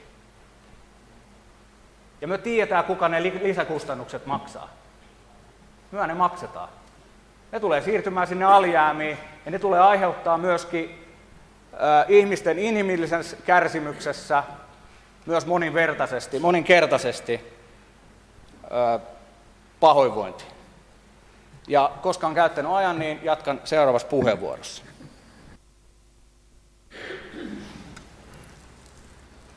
Muistuttaisin edelleen seuraavia puhujia siitä, että Kymsote ei ole tehnyt ensi vuoden talousarvio vielä, joten me ei tiedetä yhtään, mikä sieltä tulee. Kymsoten talousarvio valmistunee joulukuussa ennen meidän omaa talousarviokokousta, joten pidättäydytään veroprosenttikeskustelussa. Seuraava puheenvuoro, valtuutettu Heikkilä. Kiitos arvoisa puheenjohtaja. Hyvät valtuutetut ja muut kuulijat. Veronkorotus ei ole koskaan mikään helppo asia. Se varmaan tässä salissa jokainen pystyy sanomaan. Mutta me tiedetään myös samaan aikaan, niin kuin moni puhuja aikaisemminkin on sanonut, että sote-kustannukset tulee jatkamaan nousua. Me tiedetään se kaikki. Ja sitten me tiedetään myös sekin, että kaupungin verotuloista kustannetaan peruspalvelut ja ne pitää turvata. Ilman niitä veronkorotuksia niin meidän pitäisi sitten päättää, että supistetaanko me opetuksesta, varhaiskasvatuksesta, liikunnasta vai esimerkiksi katujen kunnossapidosta. Minä en ole kyllä valmis ainakaan mihinkään näihin supistuksiin. Ja valtuutettu Kotiniemi ilmaisi pelkonsa siitä, että jos veronkorotukset tulee, niin sen jälkeen tänne Kotkaan ei enää ketään muuta. Mutta väittäisin niin, että jos me joudutaan leikkaamaan peruspalveluista, niin ei todellakaan kukaan muuta Kotkaan. Muuan tutkimus oli kyselty ihmisiltä, että tietääkö he, mikä on heidän veroprosenttinsa. Aika harva tiesi. Eli onko se oikeasti niin merkityksellinen se 0,5% verokorotus? Se ei nimittäin todellakaan keskituloisen pussissa niin paljon vaikuta kuin se, että me todella joudutaan lähtemään hakemaan meidän kalliita esimerkiksi erikoissairaanhoidon hoitoja tai muita palveluita jostain pitkien matkojen takaa. Ja vielä ennen kuin lopetan, niin haluaisin erityisesti kiittää valtuutettuja Iivonen ja Hyyryläinen erinomaisesta puheesta. Koska olen demari, niin mulla toi sydän on tuolla vasemmalla puolella ja meni tunteisiin. Kiitos. Ja seuraava puheenvuoro valtuutettu Greenari. Puheenjohtaja, hyvät läsnäolijat. Tänään päätämme siitä, jätetäänkö vähäosaiset sairaat ja nuoret hunningolle vai nostetaanko keski- ja hyvätuloisten veroa. Jos kaupungin budjetin alijäämä on seuraavina vuosina noin 9 miljoonaa per vuosi, on meillä 3 mahdollisuutta: siirtää investointeja, leikata peruspalveluja tai nostaa veroprosenttia. Jotkut uskovat akkuteollisuuden olevan sampo. Jostain syystä minulla on epäilys, että siitä jää kotkalaisille vain muruset. Toivottavasti olen väärässä. Mikäli Kymsote joutuu leikkaamaan toimintoja, siitä on esimerkit tänään sanottu jo moneen kertaan, en toista niitä. Mikäli kaupunki leikkaa omia toimintojaan, keskiössä ovat ennaltaehkäisevät toimet ja koulutoimi, jossa lasten pahoinvointi on jo nyt koronan takia lisääntynyt valtavasti. Vihreät ehdottavat, että kunnallisveroa nostetaan 0,5% ja olemme olleet ehdottamassa, että sen lisäksi kiinteistöveroja nostettaisiin määrällisesti saman verran, eli 0,2%, mutta ymmärrämme tämän mahdollisuuden jättää tuo optio myös vuodelle 2023, koska ilmeisesti sataman tuotoista on tulossa ensi vuodelle sen verran hyvitystä, että näihin leikkauksiin ei ole pakko mennä. Mikäli olen väärässä tuon akkuteollisuuden suhteen ja talous yhtäkkiä paranee, niin mikä olisi sen mukavampaa kuin laskea veroprosentteja 2 vuoden päästä ja tehdä se suurella markkinahumulla. Nyt on nostamisen aika. Ja seuraava puheenvuoro valtuutettu Hurtta. Kiitos arvoisa puheenjohtaja. Hyvät valtuutetut, täällä salissa on puhuttu tänään muun muassa veronkorotusten vaikuttavan negatiivisesti muun muassa työllisyyteen, muuttoliikkeeseen, mielikuvaan ja niin edelleen. Mikäli me emme pidä huolta Kymsoten rahoituksesta ja palveluiden rahoituksesta, niin meidän taloudelliset menetykset tulee tulevaisuudessa olemaan paljon suuremmat. Leikkauslistalla on kaikkein heikoimmassa asemassa olevat ryhmät, kuten tässä valtuutettu Hyyryläinen ja Mielonen toivat ansiokkaasti jo aikaisemmin esiin. Muun muassa nuorten matalan kynnyksen mielenterveyspalveluiden leikkaaminen vaikuttaa siihen, että itse asiassa me menetämme tuleville vuosille mahdollisesti jopa koko sen kyseisen henkilön elämän ajalle sen tärkeän verotulon, jota me niin kipeästi tässä salissa peräänkuulutamme. Liian moni nuori syrjäytyy jo tällä hetkellä Kotkassa.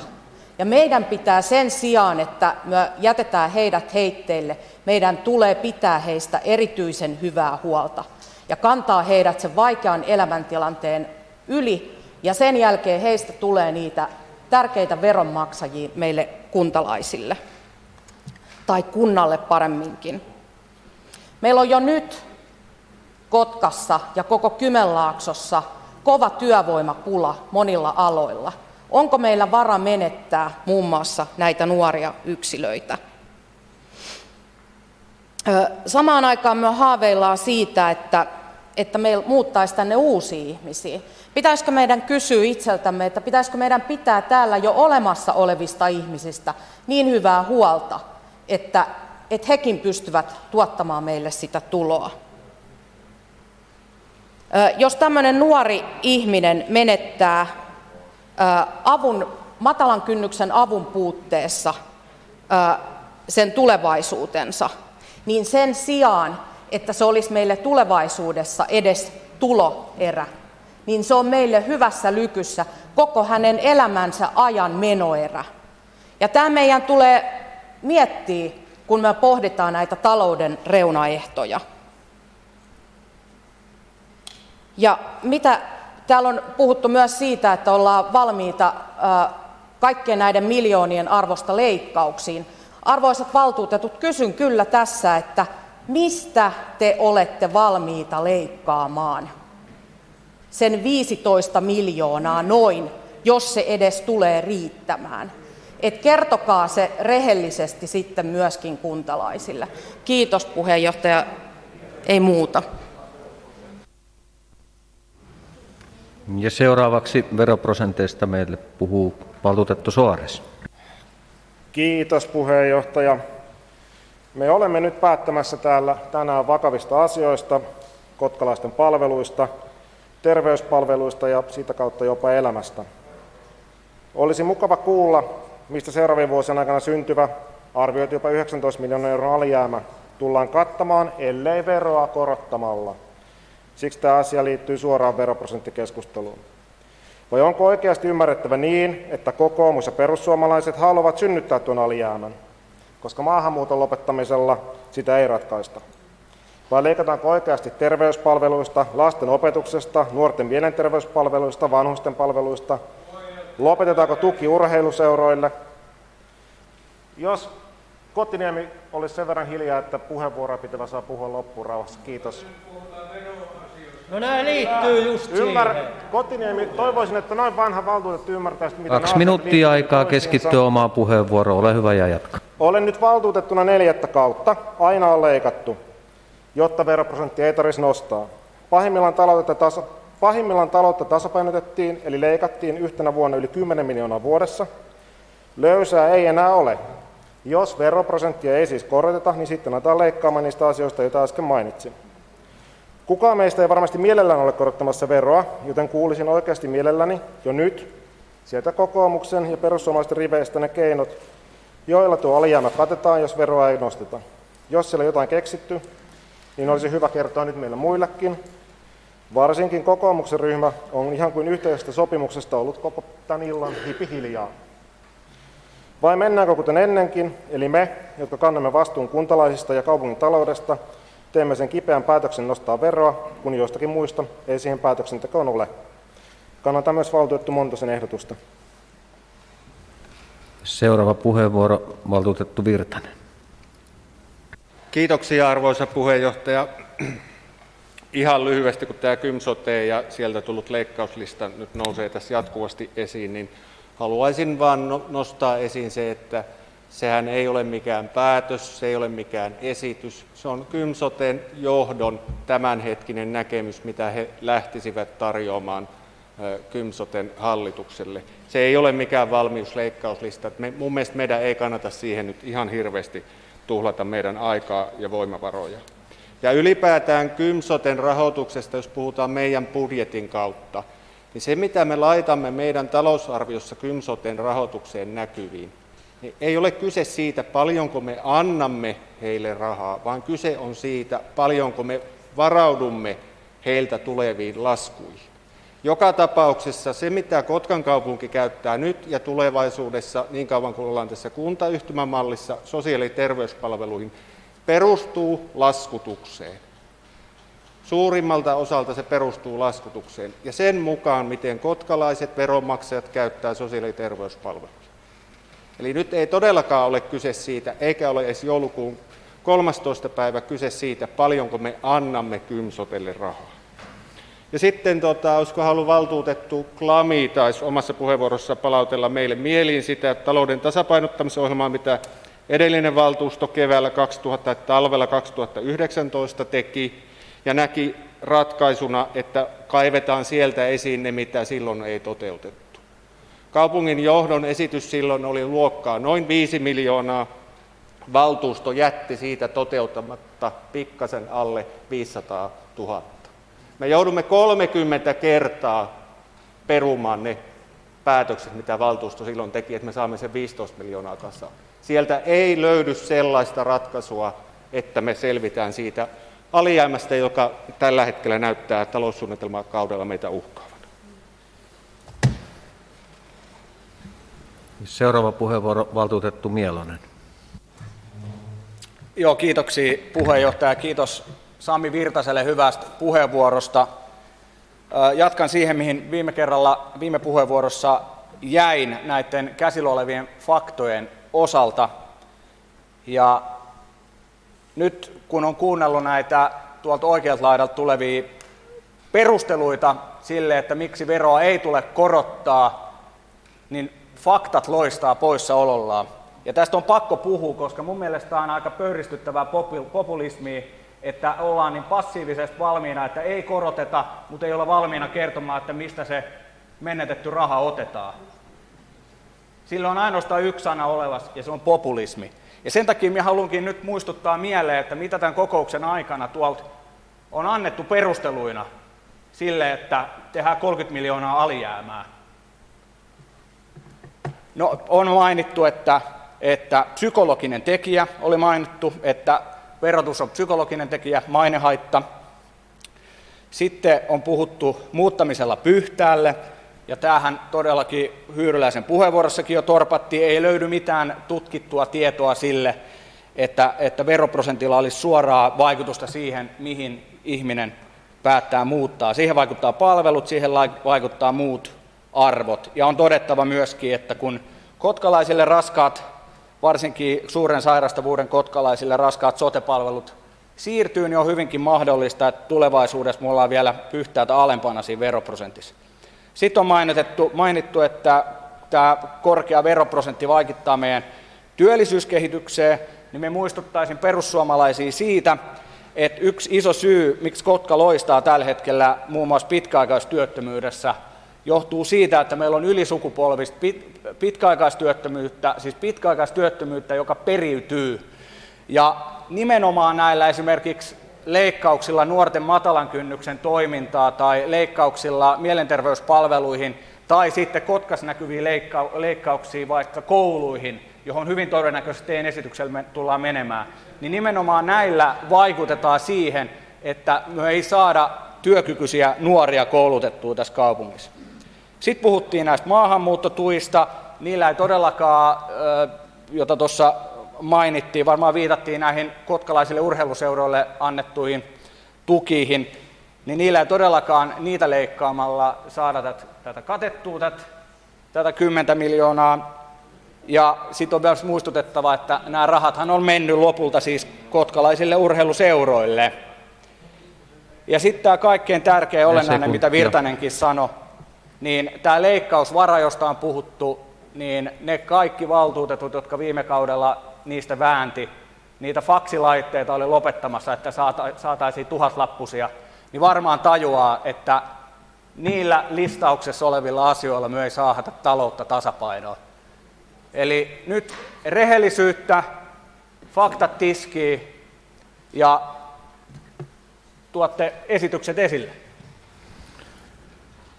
Muutamaa kertaa on sanonut, että meidän talousarviokokous on 13.12. Ja nyt annan 2 repliikkipuheenvuoroa ja toivon mukaan ei tarvitse enää toistaa itseä uudella puheenvuorolla, koska nämä asiat on nyt tullut monta kertaa jo sanottua, mutta ensimmäinen repliikkipuheenvuoro valtuutettu Sipakov.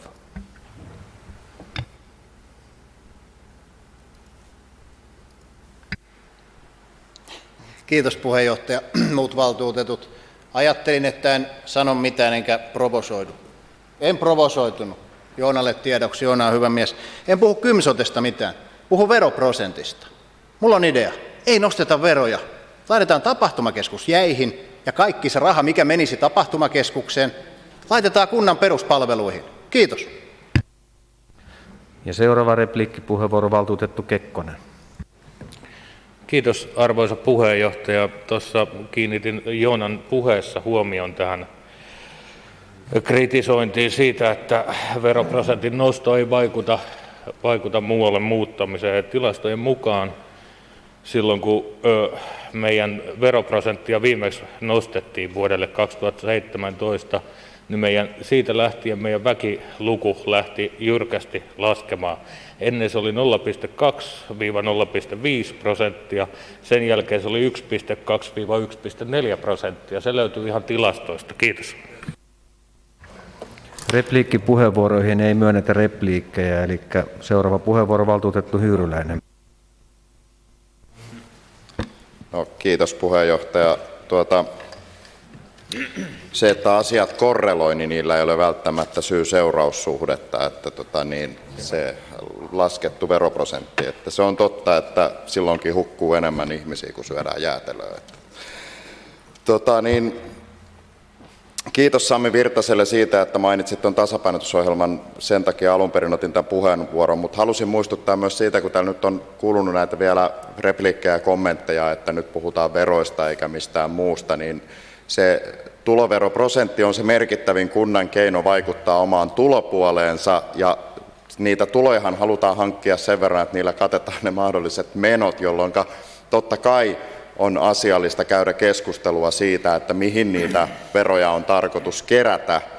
Ja tässähän on koko ajan käyty keskustelua siitä, että miten se alijäämä katetaan ja minkä suuruisella verolla sitä pyritään kattamaan. Ja jos ei sitä pysty verolla kattamaan, niin silloin pitäisi pystyä esittämään jokin vaihtoehto, että miten se katetaan. Ja keskustelu siitä on mielestäni täysin asiallista. Meitä laki velvoittaa sen 3 vuodessa sen alijäämän kattamaan.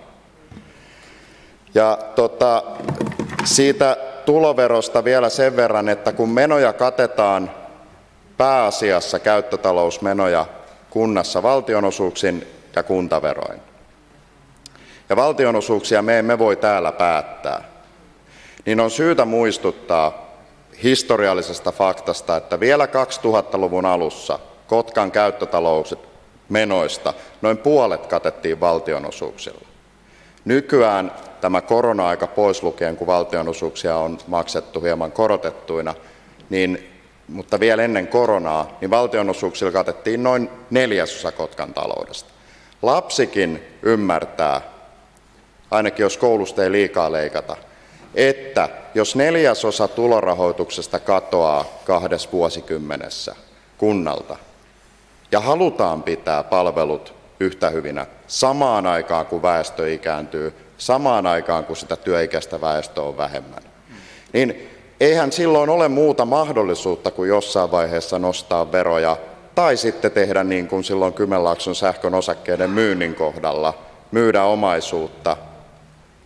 Eli se on aivan luonnollista, että täällä pitkin 2000-luvun on jouduttu nostamaan sitä veroprosenttia. Kiitos valtiolle, joka on 2000-luvulla siirtänyt taloudellista vastuuta kunnille, kuitenkaan ottamatta heiltä pois vastuuta niistä palveluiden järjestämisestä. Ja sen kanssa me nyt eletään, mutta me ei voida täällä vaikuttaa valtion politiikkaan valitettavasti. Kiitos. Seuraava puheenvuoro valtuutettu Klami. Kiitos arvoisa puheenjohtaja, hyvät valtuutetut sekä muut läsnäolijat. Nyt kun on noussut keskustelussa esille, että jos nyt korotetaan, niin lasketaan sitten, kun talous paranee. Esimerkkinä viimeisen 25 vuoden aikana Kotkan veroprosentti on yhteensä nostettuna 4%. No ei ole veroprosentti laskenut, ja varmaankin samanlaisia argumentteja on silloin kun käytetty kuin on tänään. Kiitos. Seuraava puheenvuoro valtuutettu Virtanen. Kiitoksia arvoisa puheenjohtaja. Ihan lyhyt kommentti Kekkosen Ollille, valtuutettu Kekkoselle. Mä yritin ehtiä kaivaa tuossa tilastokeskuksen tilastot, mutta mun pelaa nyt vähän muistinvarassa, että tämä voi olla vähän riskaa peliä, mutta viimeksi kun mä katsoin, että mistä johtui se 2017 meidän väestökehityksen jyrkkä pudotus, niin nimenomaan siitä, että maahanmuutto romahti Kotkaan. Eli siinä mielessä ehkä sitten kannattaisi ottaa käyttöön se veronkorotus, ajatellen teidän muita tavoitteita. Sitten ihan lyhyt kommentti tähän ajatukseen, että odotellaan sinne vuoteen 2024, eli käytännössä 2023 talousarviokokoukseen, ja katsotaan, että mikä se tilanne silloin on. Mun mielestä me ollaan vähän semmoisessa tilanteessa nyt, että en tiedä kuinka paljon täällä on ruusukaalin ystäviä, itse inhoon niitä, että meillä on lautasella kasa höyryjä ruusukaaleja, ei millään tekisi mieli tehdä, syödä, jos jättää syömättä, niin uhkaa nälkäkuolema. Mutta ei ne yhtään paremmaksi muutu sillä, että ne antaa jäähtyä 2 vuotta siinä lautasella.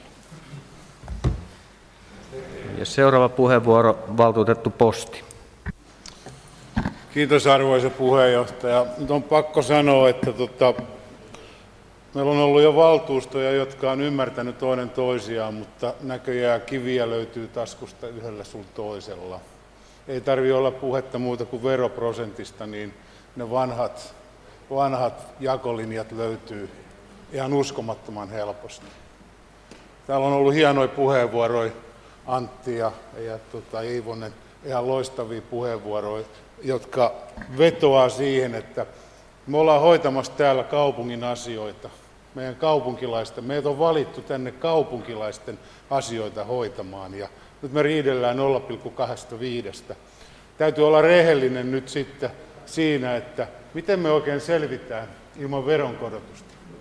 Me ollaan viilattu niin monta vuotta erilaisista jutuista. Jokainen tietää, joka on koulussa töistä, niin siellä on laitettu kumia puoliksi ja melkein vihkojakin pyyhitty, että ollaan saatu elämää, mutta tämä on ihan käsittämätöntä tämä tämmöinen asia. Jos teillä on jotain ehdotuksia, miten selvitään ilman pienintäkin veronkorotusta, niin kertokaa se nyt ihmeessä tässä rehellisesti. Tai sitten olette tullut kokoukseen todella heikoilla eväillä. Te ette ole valmistautuneet tähän peliin, ette pätkääkään. Sitten tähän loogisesti tähän asiaan, että jos me nostetaan veroja, tänne ei tule kukaan. Täältä lähtee kaikki pois. No, Kauniainen 17%, 10 000 ihmistä. Eipä hirveätä ruuhkaa sinne ole. Ei muuta. Keskustelu asiasta päättyy. Keskustelujen aikana on tullut 2 muutosesitystä pohjaesitykseen. Vasemmistoliiton esitys veronkorotuksesta 0,75 eli 22,25% ja sosiaalidemokraattien ja muidenkin ryhmien oli muistaakseni KD-ryhmän ehdotus ainakin ja vihreiden ehdotus 0,5 eli 22. Teen seuraavan äänestysesityksen. 0,75% korotus on ei ja 0,5% korotus on jaa. Ja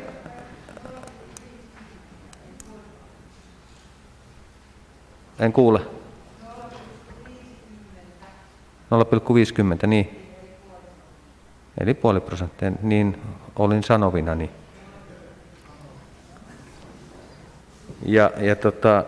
Muistutan vielä valtuutettuja, jotka eivät ole äänestysnappeja painaneet, että numero 2 on jaa, numero 3 on ei ja risti on tyhjä. Toistan. 0,75 on ei, 0,5 on jaa. Ja seuraavaksi siirrymme äänestämään.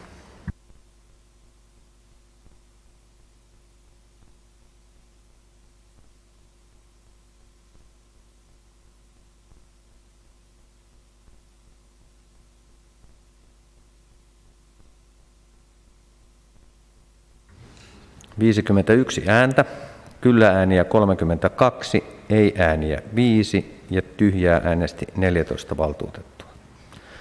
Joten 0,5% meni niin sanotusti jatkoon kaupungin hallituksen esitystä vastaan. Siirrymme seuraavaan äänestykseen, jossa 0,5 veronkorotusprosentti siis on kaupunginhallituksen pohjaesitystä vastaan ja 0,5 on ei ja kaupunginhallituksen pohjaesitys on jaa.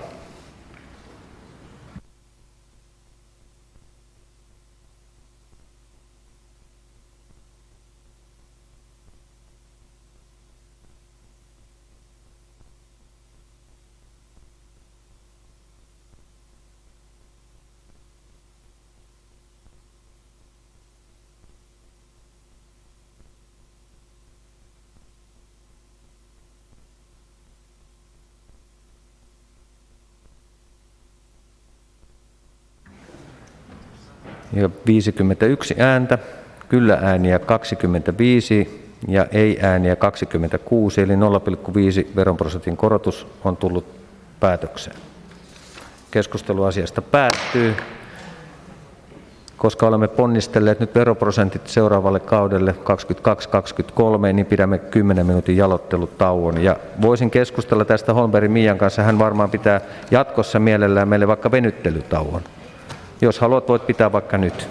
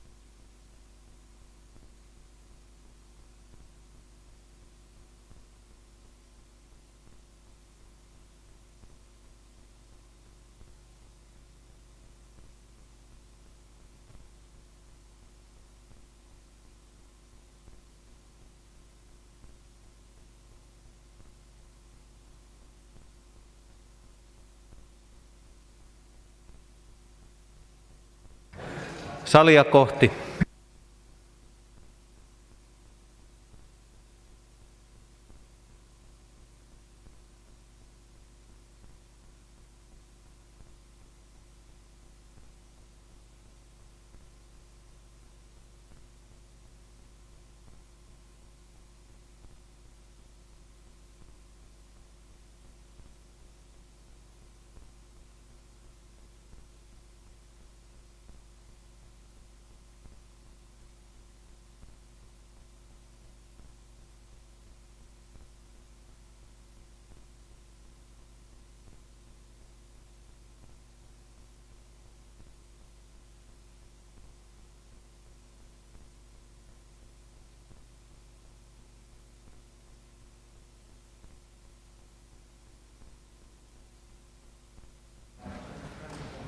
Jatketaan kokousta.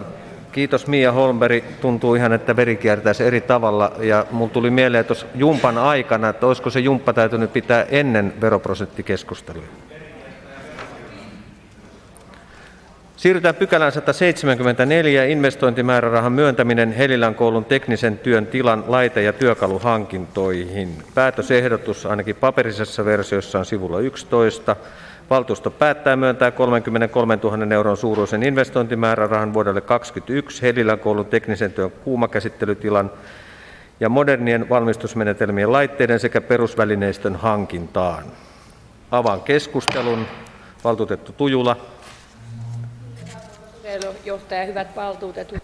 Tässä on erittäin suositeltava hanke, koska meillä on tämä metalliala Kotkassa vähän niin kuin aliarvostettu ja siitä on huutava pula, eli työpaikkoja on ja siihen vaikuttaa hyvin paljon suotuisat, hyvät ja uudenmalliset tai ajankohtaiset nämä työvälineet ja koneet ja laitteet ja se vaikuttaa hyvin paljon. Tässä on jo 3 vuotta ei ole ollut semmoisia ajanmukaisia työvälineitä, niin se vaikuttaa siinä opiskeluhalukkuuteen ja olen erittäin mielissäni, että tällainen hanke on ja se toteutetaan, jos se lisäisi sitten mielenkiintoa metallialaan, mikä on työllistävä.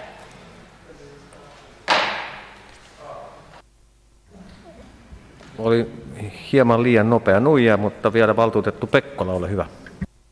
Kiitos puheenjohtaja, hyvät valtuutetut. Työterveyslääkärinä vaan muistutan, että ne hitsauskaasuthan on syöpävaarallisia aineita, varsinkin ruostumattoman teräksen hitsaus. Että jos tässä puhutaan, että se vaihdetaan laitteiden paikkaa, niin pitää muistaa myös sen kohdepoisto. Tosi tärkeä asia. Kiitos. Niin, lakisääteinen.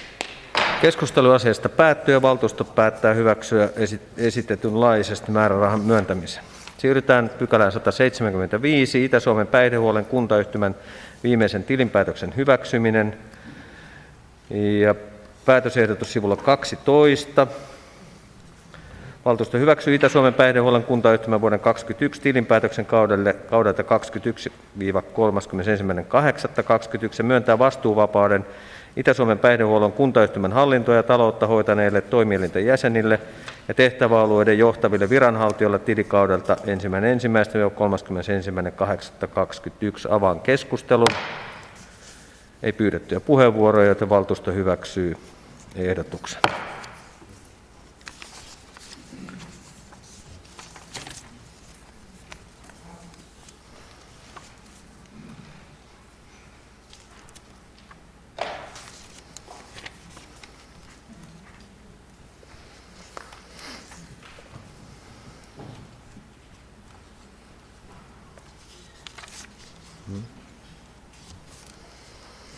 Siirrytään pykälään 176, kaupunkirakennelautakunnan lisämäärärahaesitys vuodelle 2021. Ja paperisessa versiossa päätösehdotus sivulla 41. Valtuusto päättää, että kaupunkirakennelautakunnan sitovaa toimintakatetta tarkistetaan 426 500 euroa pienemmäksi, jolloin uusi toimintakate on 12 616 777 euroa. Avaan keskustelun. Ei pyydettyä puheenvuoroja, joten ehdotus tulee valtuuston päätökseksi. Pykälä 177, valtuusto- ja kaupunginhallituksen kokousaikataulu 2022. Kaivan täältä esityksen.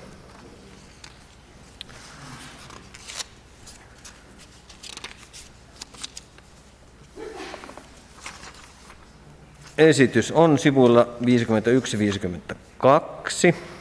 Avaan keskustelun. Ei pyydettyjä puheenvuoroja, joten valtuusto hyväksyy aikatauluehdotuksen vuodelle 2022. Seuraava pykälä 178, hyvinvointikertomuksen valtuustokauden 2017-2020 raportti sekä hyvinvointikertomuksen vuosiraportti 2020.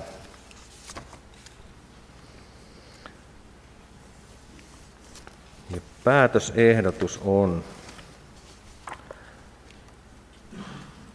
tämä digitaalinen aika on hyvä, mutta kun löytäisin täältä vaan sen päätösehdotuksen.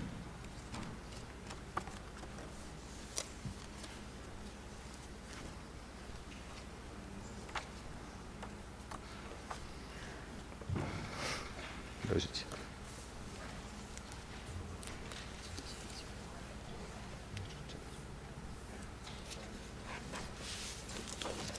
Eli sivulla 57 valtuusto merkitsee tiedoksi valtuustokauden 2017-2020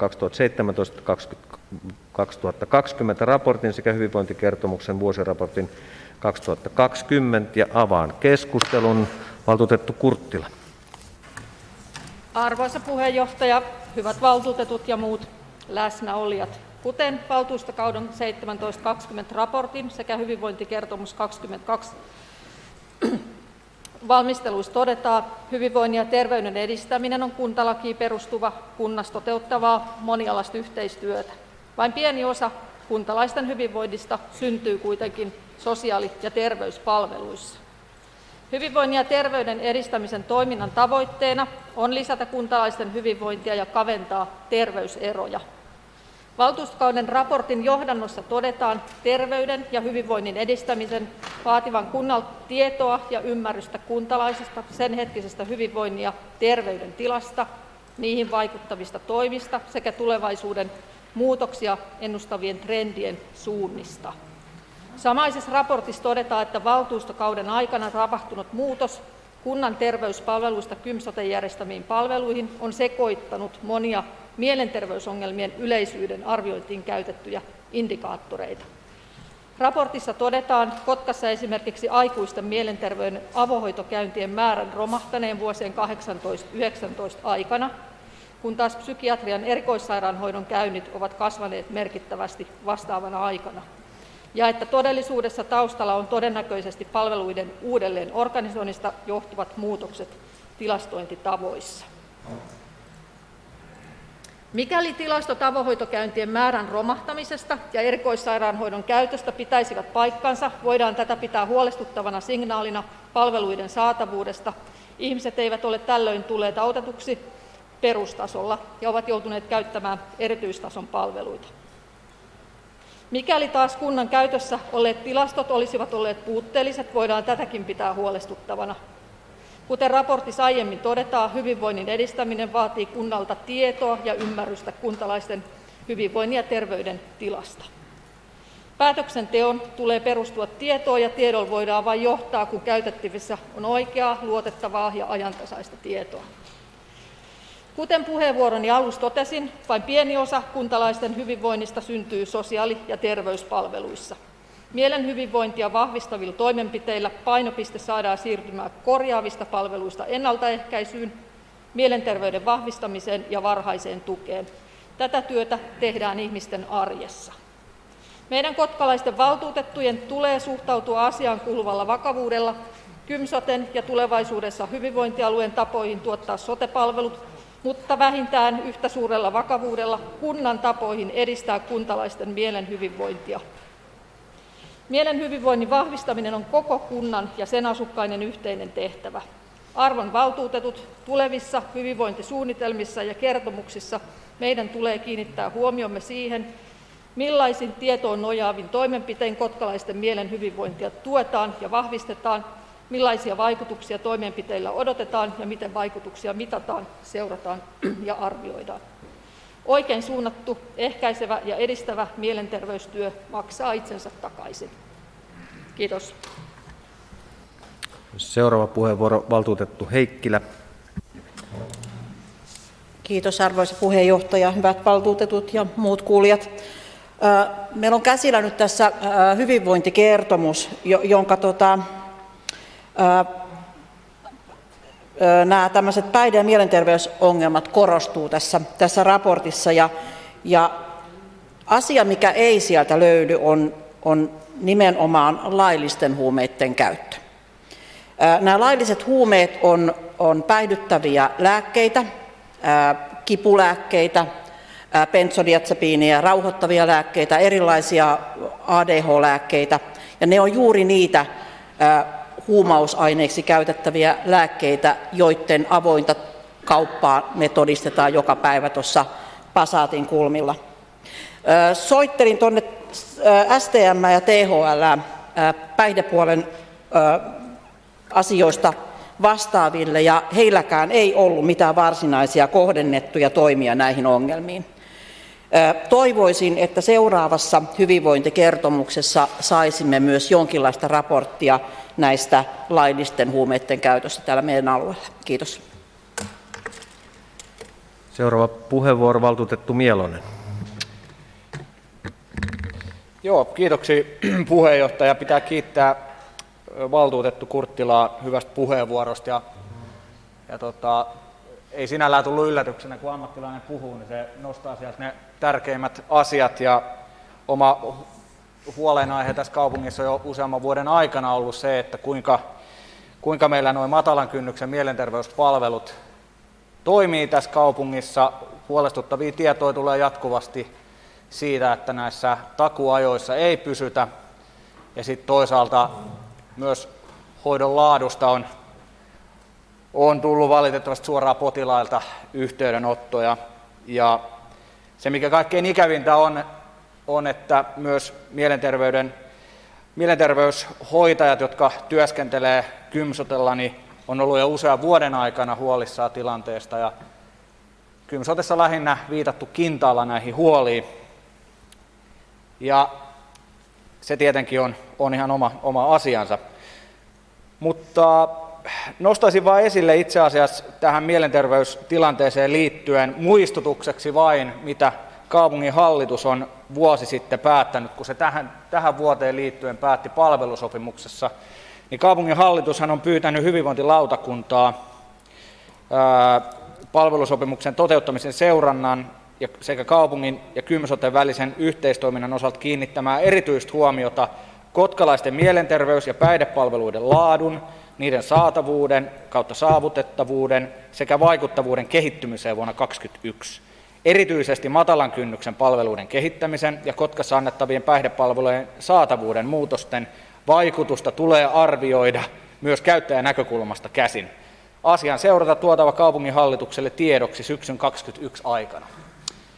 Ja nythän on niin, että tällaista seurantaa ei ole hyvinvointilautakunnan toimesta kaupunginhallitukselle tullut, mutta muistuttaisin vain hyvinvointilautakunnassa istuvia, että edellinen kaupunginhallitus on kiinnittänyt tähän huomiota ja yksimielisesti halunnut, että nimenomaan näitä mielenterveyspalveluiden laatu- ja saatavuuskysymyksiä seurattaisiin.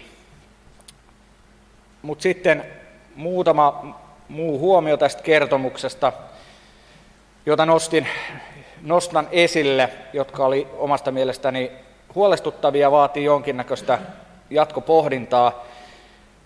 Mun mielestä tietysti on muistettava, että vuosi 2020 oli koronavuosi, jolloin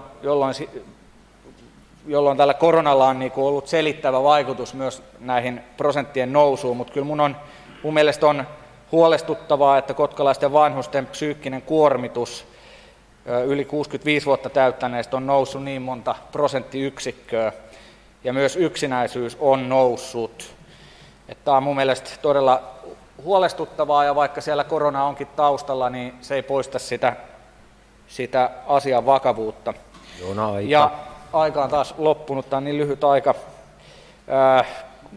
Pitäisi valmistella nämä puheenvuorot, niin pysyisi tuossa 3 minuutissa. Mutta sitten jätän toivomuksen, joka liittyy tähän viimeiseen huoleen. Eli kotkalaisten nuorten osalta olin aikamoisessa shokissa, että Kotkassa koetaan fyysistä väkivallan uhkaa ja myös seksuaalista ahdistelua nuorten keskuudessa keskimääräistä enemmän, niin tästä syystä me jätän toivomuksen, että Kotkan kaupunginvaltuuston tulee ottaa valtakunnan keskiarvoa korkeampi kotkalaisten nuorten kokema fyysisen väkivallan uhka ja seksuaalinen ahdistelu vakavasti ja kiinnittää myös siihen erityistä huomiota kuluvalla valtuustokaudella. Ja tällä tietysti viittaan siihen, että siellä oli listattu niitä erityisiä huomioita, mutta tämä vakava asia sieltä puuttui. Saako toivomuksen kirjallisena? Ja tähän väliin annan puheenvuoron nuorisovaltuuston edustaja Elli Putkoselle. Elli, ole hyvä. Arvoisa puheenjohtaja, valtuutetut ja muut läsnäolijat.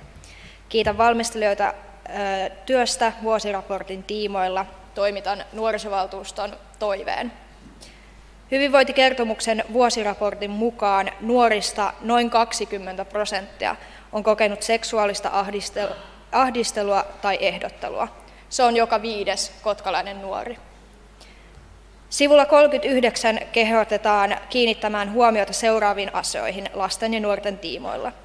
Koululounaan ja terveellisen ravitsemuksen edistämiseen erityisesti lukioikäisten keskuudessa.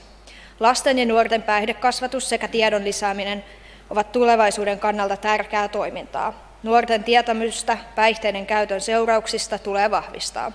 Ammatillisen oppilaitoksen opiskelijoiden nikotiinittomuuden edistämiseen. Nämä on kaikki tärkeitä aiheita, mutta seksuaalisen ehdottelun ja ahdistelun määrä on Kotkassa koko maan keskitasoa korkeampi. Joten mielestämme olisi erittäin aiheellista kiinnittää myös tähän huomiota tulevalla valtuustokaudella ja kirjata se tulevaan hyvinvointikertomukseen. Kiitos. Kiitoksia ja seuraava puheenvuoro valtuutettu Iivonen. Kiitos arvoisa puheenjohtaja, hyvät valtuutetut ja muut läsnäolijat. Hyvä, että tällaisia hyvinvointikertomuksia saadaan. On hirveän tärkeää meidän nähdä, että missä mennään, jotta me osataan tehdä päätökset sen mukaan. Tässä hyvinvointikertomuksessa selvisi, että vaikka noin valtuutettu Mielosen ja nuorisovaltuutetun aiheet on todella asiallisia ja ne on otettava huomioon, niin myös sieltä kuitenkin näkyy, että suurin osa kotkalaisista on ihan tyytyväisiä olonsa ja elonsa täällä. On hienoa, että tupakointi on vähentynyt kaikissa ikäryhmissä ja on hienoa, että nuoret ja keski-ikäiset liikkuu pikkusen paremmin meillä jo, vaikka toki niissä on vielä tekemistä niilläkin. Mutta kyllä siellä ihan selvästi oli alleviivattavissa siitä selvityksestä niin meidän päihdekäytön lisääntyminen, joka on iso ongelma ja siihenkin nimenomaan sitä rahaa tarvitaan. Se ei tosiaan se katkon lopettaminen ei poista sitä päihdeongelmaa, se piilottaa sen syvemmälle ja tekee siitä vielä kalliimman hoitaa myöhemmin. Meillä on Kotkassa poikkeuksellisen korkea amfetamiinimäärä jätevesitutkimuksen mukaan. Ja oikeastaan valtuutettu Heikkilä veikin osittain jalat mun suusta äskeisellä kommentilla. Mutta meidän suurin ongelma koko maan laajuisesti huumeiden käytössä on nimenomaan reseptilääkkeet. Kipulääkkeet, niin kuin sanottiin, rauhoittavat lääkkeet. Ne on ne, mitä tuolla kaduilla ja torin nurkilla pyöritetään. Nappikauppaa, se on enemmän kuin mitään kukanmyyntiä. Ja meillä ei ole mitään käsitystä siitä, että minkä verran sitä oikeasti tapahtuu. Niitä ei mitata. Me ei tiedetä, kuinka moni tästä amfetamiinimäärästä käyttää ihan laillisia ADHD-lääkkeitä ihan lääkärin ohjeiden mukaan. Mutta nyt se näkyy meillä täällä jätevesitutkimuksessa. Se laillinen käyttökin näkyy yhtäkkiä laittomana. Nämä on sellaisia asioita, mihin meidän pitäisi pystyä paremmin puuttumaan. Meidän pitäisi saada näistä lisää tietoa, mikä se tilanne oikeasti kentällä on. Ei voi aina huumekeskustelu pyöriä vaan kannabiksen ympärillä, koska se on kuitenkin huomattavasti suurempi ongelma nämä lääkkeet, joita tuodaan maahan ja jotka virtaa ohi reseptikaupan. Ja sitten on yksi vielä, mihin haluan kiinnittää huomioon, on se sairaan surullinen tosiasia, että meillä nuoretkin kärsii poikkeuksellisen paljon yksinäisyydestä. Me ei voida ehkä tässä valtuustoryhmässä sille mitään tehdä, tai kukaan, niin kuin, ei ole tavallaan, me ei voida lyödä niin hyvää sosiaaliturvaa, että se verkosto toisi sosiaalisen verkoston ihmiselle, jota se tarvii. Ja aika loppuu ihan just, niin lisää vielä sen, että käykää nyt sitten kaikki. Siellä on netissä auki THL:n kansallinen päihdekysely. Käykää siihen vastaamassa. Se vaikuttaa hyvin paljon meidän tuleviin päätöksiin. Kiitos. Seuraava puheenvuoro, valtuutettu Hassu. Kiitos arvoisa puheenjohtaja, hyvät valtuutetut ja sekä muut läsnäolijat. Äärettömän hyviä kommentteja ja puheenvuoroja on tällä hetkellä saatu. Mulla on pieni asia. Hyvinvointikertomuksen valtuustokauden sekä hyvinvointikertomuksen vuosiraportti 2020 ovat arvokkaita, hienosti ja informatiivisesti laadittuja. Raporteista saa erittäin laajan ja kattavan kuvan hyvinvoinnin tilanteesta täällä. Molemmat raportit sisältävät siis paljon arvokasta informaatiota. Esittäisin, että molempiin raportteihin lisätään jatkossa tiivistelmät, joista selviävät keskeiset tulokset sekä positiiviset että negatiiviset asiat. Uskon, että näin raporttien tuloksia käytettäisiin vielä entistä enemmän. Kun halutaan lisätietoja, niin silloin voidaan porautua syvemmälle näihin raportteihin. Haluan, että raportteja hyödynnetään, käytetään, analysoidaan ja tällä tavalla ehkä niitä hyödynnettäisiin vielä entistä enemmän. Kiitos. Seuraava puheenvuoro, valtuutettu Holmberg. Kiitos arvoisa puheenjohtaja, hyvät valtuutetut ja läsnäolijat. Mä olisin kompannut Heikkilän Annea näiden reseptilääkkeiden maininnasta. Miksi on niin, että me ei uskalleta puuttua ja puhua asioiden oikeilla nimillä, kun nämä vahvat lääkkeet, huumelääkkeet on lääkärien kirjoittamia? Kyllä kannustan kovasti sitä, että meidän täytyy ruveta puhumaan julkisesti ja avoimesti tästä puolesta myös. Ja sitten komppaan myöskin Tommia. Olen tänään vastannut tähän THL:n päihdekyselyyn ja heti ajattelin, että nyt tästä tuli meille tosi hyvä kysely kaikille. Se on meille päättäjille, se on kuntalaisille, se on vanhemmille, se on koululaitokselle ja siitä saadaan hyviä jatkosuunnitelmia sitten tulevaisuuteen. Sitten kolmas asia, niin haluaisin puhua aivojen kunnosta ja hyvistä aivoista ja miten me voidaan jokainen vaikuttaa siihen, että me voidaan paremmin. Uni on yksi ihan keskeinen asia. Se tuntuu semmoiselta ihan lapselliselta siitä puhua, mutta se on se, jolloin meidän aivot palautuu, jolloin siellä tapahtuu oppimista, että meidän pitäisi todella paneutua siihen, että miten me hoidetaan meidän aivoja. Seuraava puheenvuoro, valtuutettu Lopperi. Täällä on paljon puhuttu tästä nuorten päihteiden käytöstä ja ongelmasta siitä, mutta haluaisin kiinnittää huomioon sivulla 7 työttömyyden kehitys Kotkassa ja nuorisotyöttömyys. Jollain lailla olen tullut semmoiseen tulokseen, että onko päihteet ensin ja sitten tulee työttömyys vai työttömyys ensin ja sitten päihteet. Eli ihan omasta perhepiirikokemuksesta tiedän, nuori 20-24-vuotias sanoi, jos minulla ei olisi työtä, olisin ehkä syrjäytymisvaarassa.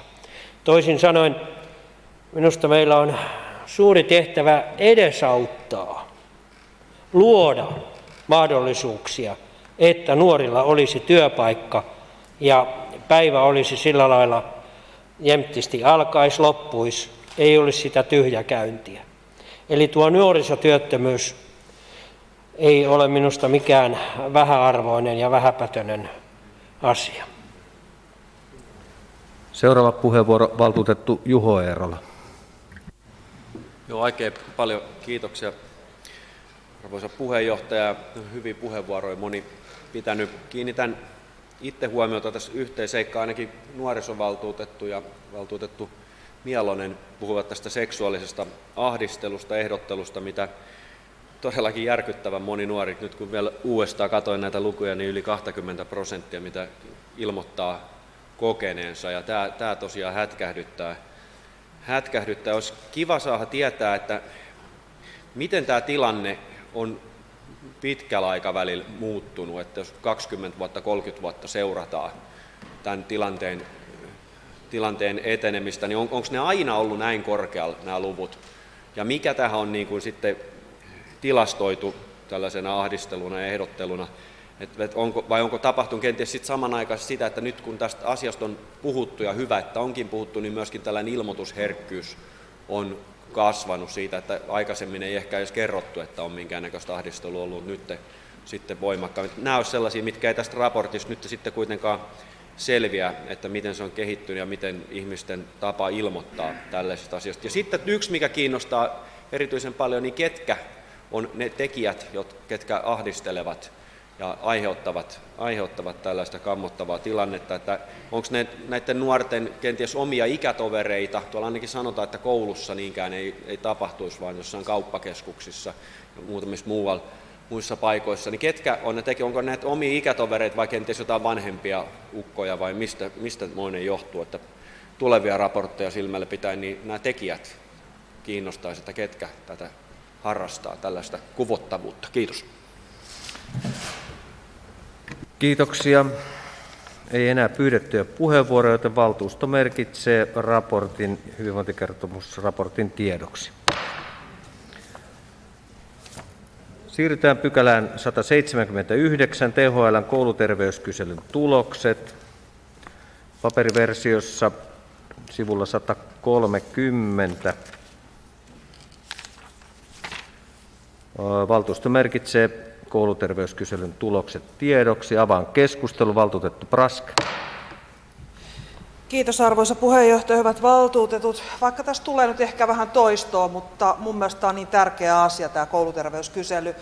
En lähde kaikkia näitä huume- ja päihdeasioita tässä enää nostamaan, mutta se nousi tosi isona osana myös tässä kouluterveyskyselyssä esiin, jotenka kyllä meidän täytyy olla aidosti huolestuneita tästä ongelmasta tässä kaupungissa, eikä se ole mikään tämän hetken ongelma. Se on ollut jo pitkään ja se tulee jatkumaan ja meidän täytyy olla siitä ennaltaehkäisevästi huolissaan siitä kokonaisuudesta. Mutta se, millä me tämä valtuustokausi aloitettiin, niin me puhuttiin kansallisesta lapsistrategiasta ja meillä oli tosi hyviä asioita ja hyviä puheenvuoroja ja silloin myös mietittiin sitä, että kuinka paljon korona on vaikuttanut meidän lasten elämää, aikuisten, vanhusten elämää erilaisina mielenterveysongelmina, niin se tulee myös tästä tutkimuksesta hyvin selvästi esiin, että kuinka paljon sillä koronalla on loppujen lopuksi ollut vaikutusta. Ja kuten ollaan tänään todettu, niin loppuahan ei nyt näy. Ja senkin takia meidän täytyy olla tulevaisuudessa myös huolissaan ja pitää huolta siitä, että kuinka me pystytään turvaamaan näiden lasten ja nuorten ja aikuisten ja vanhustenkin elämä. Semmoinen asia, mikä mua aina kiinnostaa, niin on liikunnan vaikutus. Ja kuten valtuutettu Holmberg sanoi, niin uni on toinen asia. Liikunta ja uni. Ja ne tuli myös tästä tutkimuksesta tosi selkeästi esille, että kuinka iso vaikutus on liikunnalla meidän elämään.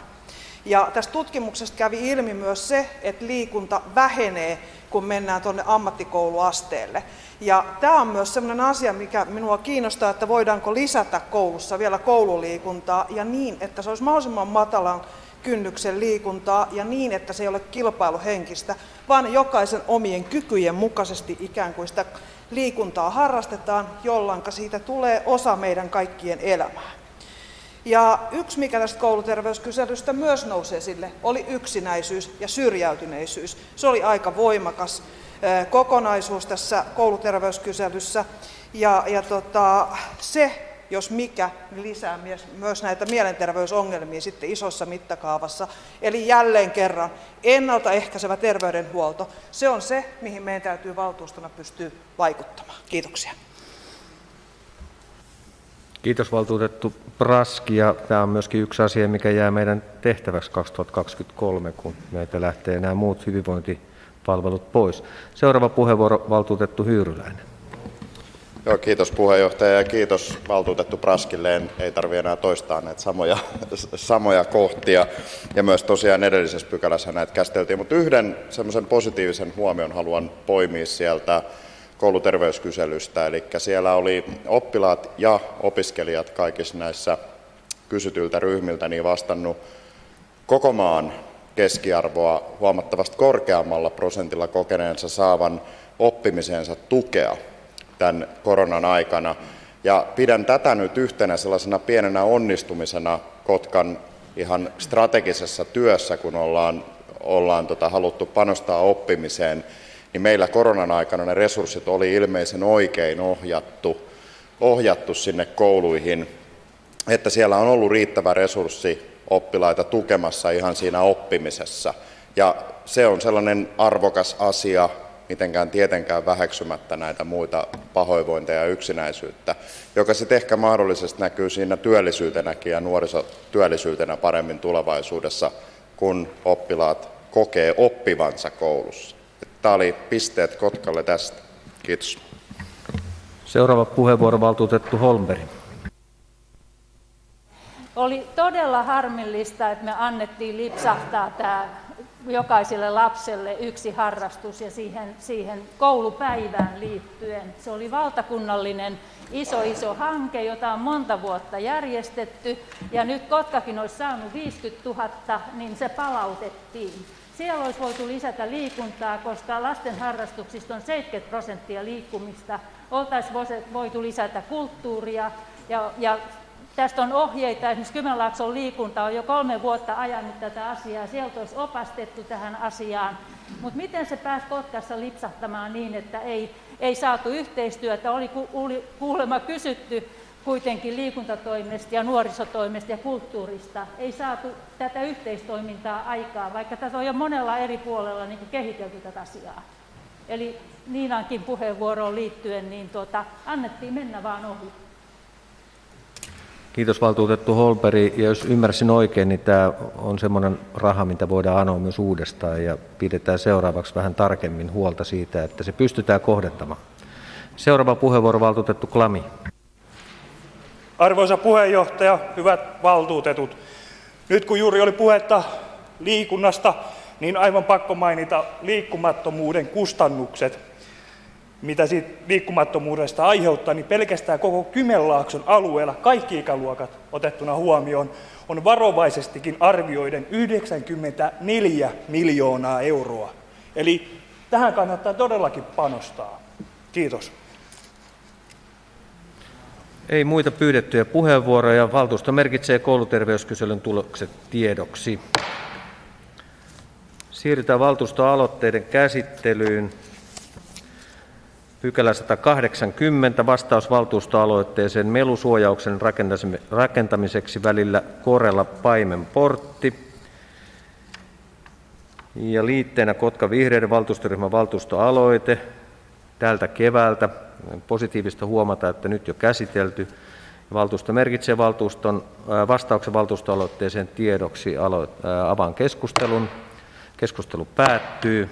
Valtuusto merkitsee vastauksen valtuustoaloitteeseen tiedoksi.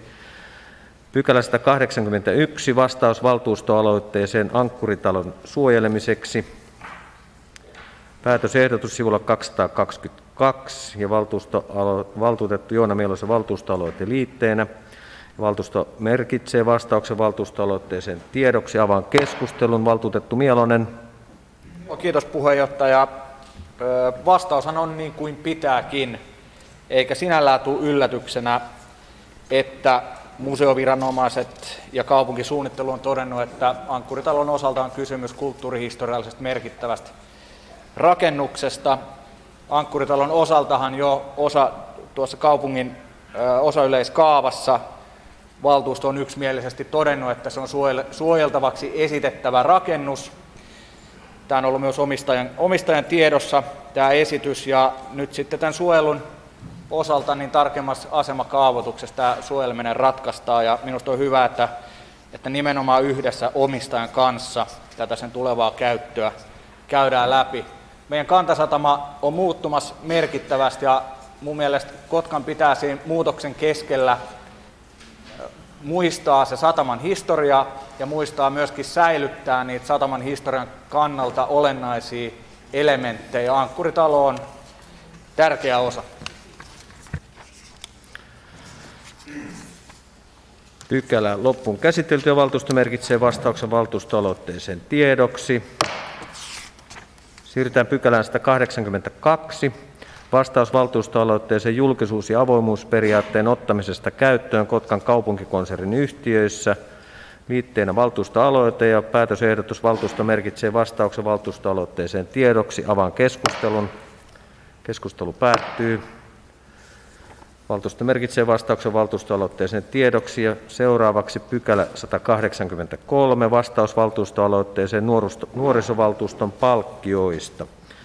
Päätösehdotus sivulla 229. Valtuusto merkitsee vastauksen valtuustoaloitteeseen tiedoksi. Avaan keskustelun. Valtuutettu Hyyryläinen.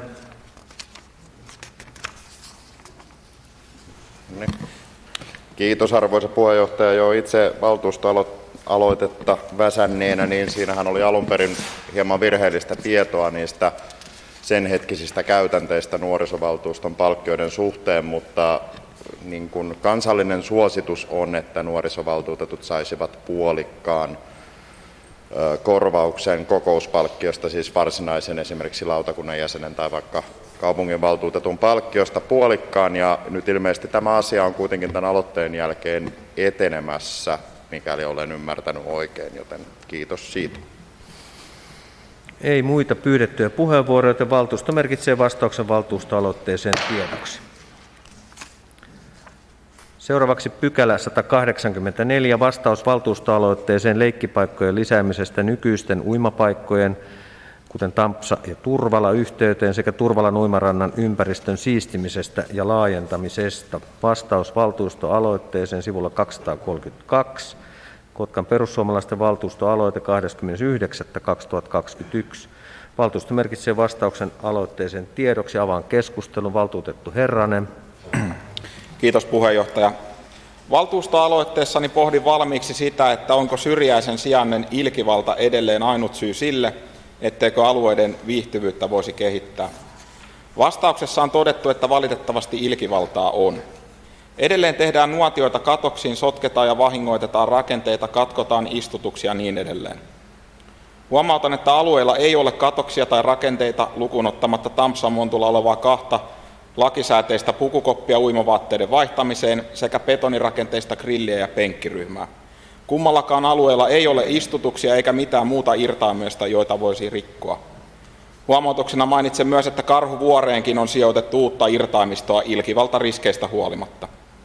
Vastauksessaan kaupunki kuitenkin osoittaa myötämielisyyttä ja toteaa tukevansa talkootoimintaa toimittamalla muun muassa jätelavoja talkootoiminnan tueksi. Tulen omalta osaltani tukemaan vähävaraista kaupunkiamme sen asuinalueiden viihtyisyyden takaamiseksi. Kaupunki, joka juuri muun muassa taloutensa pelastamiseksi joutui nostamaan veroprosenttiaan vastustuksestani huolimatta. Koska tulkintani mukaan en koe muuta kuin kustannuksellisen vastutuksen esitykselleni, sovin heti huomenna puisto-osaston kanssa Turvalan uimarannan ympäristön puuston ja pensaiden poistamisesta ja tulen heti ensi lauantaina kaatamaan koko Turvalan uimarannan hoitamattoman puusto- ja pensaikon sekä hoidan niistä tulevat jätteet myös omakustanteisesti pois. Keväällä heti lumien sulettua jatketaan juurakoiden ja pintamaan kuorimisella konekaluston voimin, jotta alue saadaan halutun mukaiseksi ennen kesää. Tästä kaupungilla aiheutuneen säästön toivon kaupungin käyttävän muiden leikkipuistojen viihtyisyyden ylläpitämiseen. Tervetuloa kaikille halukkaalle mukaan, jotka voivat kokea tekevänsä Kotkan hyväksi muutakin kuin painaa jaa, ei, tyhjä nappula. Kiitos. Kiitettävää aktiivisuutta, valtuutettu Herranen. Valtuusto merkitsee vastauksen valtuustoaloitteeseen tiedoksi. Pykälä 185. Vastaus valtuustoaloitteeseen Kotkan kaupungin taajamametsien hoitoon suunnattavien resurssien lisäämiseksi. Ehdotus on sivulla 236 ja liitteenä Kotkan perussuomalaisten valtuustoryhmän valtuustoaloite. Ehdotus on, että valtuusto merkitsee vastauksen valtuustoaloitteeseen tiedoksi. Avaan keskustelun. Ei pyydettyjä puheenvuoroja. Valtuusto merkitsee vastauksen tiedoksi. Siirrytään pykälään 186. Vastaus valtuustoaloitteeseen kotihoidon pysäköinnin helpottamiseksi. Vastaus valtuustoaloitteeseen sekä vihreiden valtuustoaloite 21.9.2020.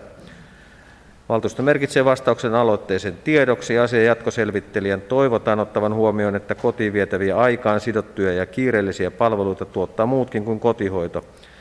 Näitä on muun muassa kotisairaala ja sen sisässä oleva ARVI-toiminta. Avaan keskustelun. Valtuutettu Iivonen. Kiitos arvoisa puheenjohtaja, hyvät valtuutetut ja läsnäolijat. Yhdyn puheenjohtajan sanoihin, että on aika hieno, että nämä valtuustoaloitteet nykyään tulee näin nopeasti. Tässäkään ei mennyt kuin vuosi, siellä on mennyt huomattavasti pitempi aika muualla. Vastaus sinänsä oli semmoista virkamiesjargonia, että tällainen tavallinen pulliainen ei ihan ehkä edes ymmärtänyt täysin, mitä siinä vastattiin, mutta mulle jäi se kuva, että asiaa kuitenkin selvitetään. Mun maalaisjärki, kun ei mitenkään ymmärrä sitä, että jos asuntoon mennään Maija mummon tiskikone korjaamaan, niin auton voi jättää niin kuin ikään kuin parkkiin siihen huoltoajona, käydä korjaamassa sen tiskikoneen ja elämä jatkuu eteenpäin. Mutta jos siihen samaan osoitteeseen mennään hoitamaan Maija mummoa, niin sitten onkin etittävä se pysäköintipaikka, maksettava siinä pysäköintimaksut, ja mikäli tulee sakko niillä kiireillä aikatauluilla, mitä tuolla kotisairaanhoidossakin on, niin sen sitten maksaa itse. Että tätä ei vaan mun niin kuin maalaisjärki tajua. Kiitos. Ei muuta pyydettyjä puheenvuoroja. Valtuusto merkitsee vastauksen valtuustoaloitteeseen tiedoksi. Seuraava pykälä 187. Vastaus valtuustoaloitteeseen kauppahallin tornin profiilin kohottamiseksi. Päätösehdotus sivulla 244, liitteenä Kotkan vasemmistoliiton valtuustoryhmän valtuustoaloite 2.3.2020. Ehdotus, että valtuusto merkitsee vastauksen valtuustoaloitteeseen tiedoksi. Avaan keskustelun. Ei pyydettyjä puheenvuoroja. Valtuusto merkitsee vastauksen valtuustoaloitteeseen tiedoksi. Pykälä 188. Vastaus valtuustoaloitteeseen lausuntojen pyytämisestä uudisrakentamis- ja peruskorjauksien tarveselvitysvaiheessa vammaisneuvostolta, ikäihmisten neuvostolta ja nuorisovaltuustolta. Päätösehdotus sivulla 248 ja vihreiden valtuustoryhmän valtuustoaloite tammikuun 21. päivä tänä vuonna. Valtuusto merkitsee vastauksen tiedoksi. Avaan keskustelun. Ei pyydettyjä puheenvuoroja, joten valtuusto merkitsee vastauksen valtuustoaloitteeseen tiedoksi. Pykälä 189. Vastaus valtuustoaloitteeseen Ankkuri-toiminnan resurssit kuntoon. Ehdotus sivulla 253. Valtuustoaloite Ankkuri-toiminnan resurssit kuntoon. Ja ehdotus on, että valtuusto merkitsee vastauksen valtuustoaloitteeseen tiedoksi. Avaan keskustelun.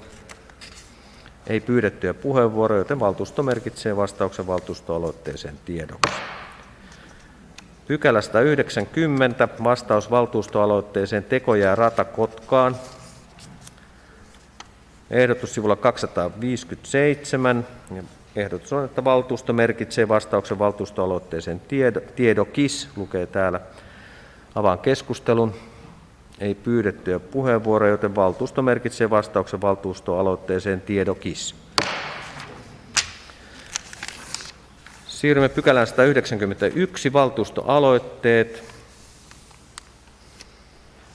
Ja ainakin SDP-ryhmältä ja kokoomusryhmältä on tullut valtuustoaloitteita. Pyydän pyytämään puheenvuoroa. Ensimmäinen puheenvuoropyyntö, valtuutettu Brask. Kiitos arvoisa puheenjohtaja. Tässä on 2 aloitetta. Toinen on koko meidän SD-valtuustoryhmän puolesta.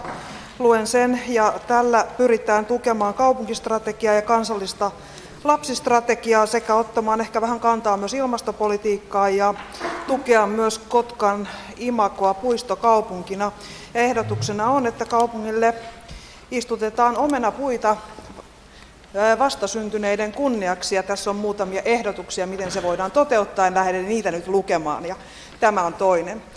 Toinen on sitten ihan mun henkilökohtainen oma. Mua on aina opetettu valtuutettuna, että ensisijaisesti aina asioidaan virkamiesten kanssa semmoisissa pienemmissäkin asioissa, ja lähdetään sitä kautta, yritetään edistää asioita. Ja nyt on 1,5 vuotta yrittänyt tässä edistää yhden tämmöisen suojatien perustamista tuonne Östringin kadulle, jossa on nykyään aika vilkas liikenne. Ja olen pyytänyt siihen vastausta, että kyllä tai ei, ja en ole saanut siihen vastausta kyllä tai ei, joten teen siitä nyt valtuustoaloitteen, että siihen tämmöinen suojatie saataisiin. Toinen asia, mikä koskee vähän laajemminkin meidän kuntalaisia sillä kulmakunnalla, niin on Hallantien, Tapiontien ja Östringin kadun risteysalueen turvattomuus. Eli siinä on hyvin haastava kohta siinä K-kaupan risteyksessä, joka tulisi siivota niin, että siinä se näkyvyys parantuisi. Siinä ylitetään teitä, vaikka onkin alikulkutunneli. Ja tästä olen myös pyytänyt vastausta virkamieheltä, mutta en ole saanut, joten teen näistä nyt valtuustoaloitteen. Joo, valtuustoaloitteet tänne Mariannalle niin lähetetään ne edelleen käsiteltäviksi ja on ihan mukava kuulla, että jossain päin Kotkaa on vilkas liikenne. Seuraava puheenvuoro, valtuutettu Hohti. No niin, arvoisa valtuuston puheenjohtaja ja hyvät valtuutetut, hirveästi muita läsnäolijoita ei taida olla. Kymmen Sanomatkin on ehtinyt jo kommentoimaan veron korotusta. Ok, eli kokoomus, jota on arvosteltu hiljaa olemisesta, niin annetaan nyt ainakin meidän oma valtuustoaloite tässä kohtaa. Eli kokoomus RKP:n Kotkan valtuustoryhmä ehdottaa proaktiivista valmistautumista vastuuseen TE-palveluista. Vastuu TE-palveluista siirtyy valtiolta kunnille vuoden 2024 aikana. Kotka ei ole mukana työllisyyden kuntakokeilussa, jossa kokeillaan siirtymäaikana työllistymistä helpottavia keinoja ja toimenpiteitä. Tulevaisuudessa osaavan työvoiman tarve alueellamme lisääntyy. Joidenkin alojen erityisosaajista on nyt jo pulaa, niin kuin me hyvin tiedämme. Eivätkä pitkäaikaistyöttömät työllisty osaamistaan vastaaville aloille. Tarvitaan proaktiivista ja päämäärätietoista, mutta samalla uudella tavalla luovaa otetta työllistymiseen, kokonaisvaltaisesti edistämiseksi ja kohtaanto-ongelman ratkaisemiseksi. Toimimalla yli organisaation ja kuntarajojen sekä hyödyntämällä paikallisia vahvuuksiamme vetovoimaisena asuinalueena voisimme tehdä nykyistä enemmän. Tämä edellyttää alueen työnantajien ja työntekijöiden tarpeita sekä työvoimatarpeita ja osaamista yhdistäviä räätälöityjä täsmätoimenpiteitä, että laajempaa näkemykseen ja aikaperspektiiviin pohjautuvaa työvoiman ja työllistäjät huomioivaa työllisyyden hoitoa. Kokoomus RKP-ryhmän valtuustoaloitteena esitämme, että Kotkassa ryhdytään proaktiivisesti selvittämään 1. Asuinalueemme työnantajien olemassa olevia ja tulevia työvoima- ja koulutustarpeita. 2. Vapaana olevan työvoiman osaamisen kehittämismahdollisuuksia. Sekä 3. Konkreettisia yhteistyömahdollisuuksia yritysten, oppilaitosten, yrittäjäjärjestöjen, kolmannen sektorin sekä naapurikuntien ja naapurimaakuntien kanssa. Esitämme lisäksi, että kaupunginhallitus selvittää mahdollisuudet TE-palveluiden hoitovastuun siirtoon kaupungin omaksi toiminnaksi jo ennen 2024. Edelliseen liittyen vastuualueiden ja toimintayksiköiden tehtäväksi tulisi selvittää, miten muutosvaihetta voitaisiin parhaiten hyödyntää ja toimintatapoja kehittää. Evästeenä valmistelutyöhön esitämme harkitsevaksi henkilöstösuunnitelma 2022 olevan työllisyyskoordinaattorin tehtävän korvaamista laajemmilla harteilla ja laajemmalla toiminta-alueella vaikuttavalla tehtävällä, jonka työnkuvaan kuuluisi niin sanotusti elinkeinoasiamiehen tehtävät Kotkassa ja työllisyystoimien johtaminen kautta koordinointi koko Etelä-Kymenlaaksossa. Tällöin myös tehtävän sijoittumista kaupungin organisaatioon tulisi arvioida uudelleen. Aloite lähetetään kaupunginhallituksen käsiteltäväksi. Pykälä 191 loppuun käsitelty, joten kiitän osallistujia pitkistä ja hyvistäkin puheenvuoroista. Päätän kokouksen tähän.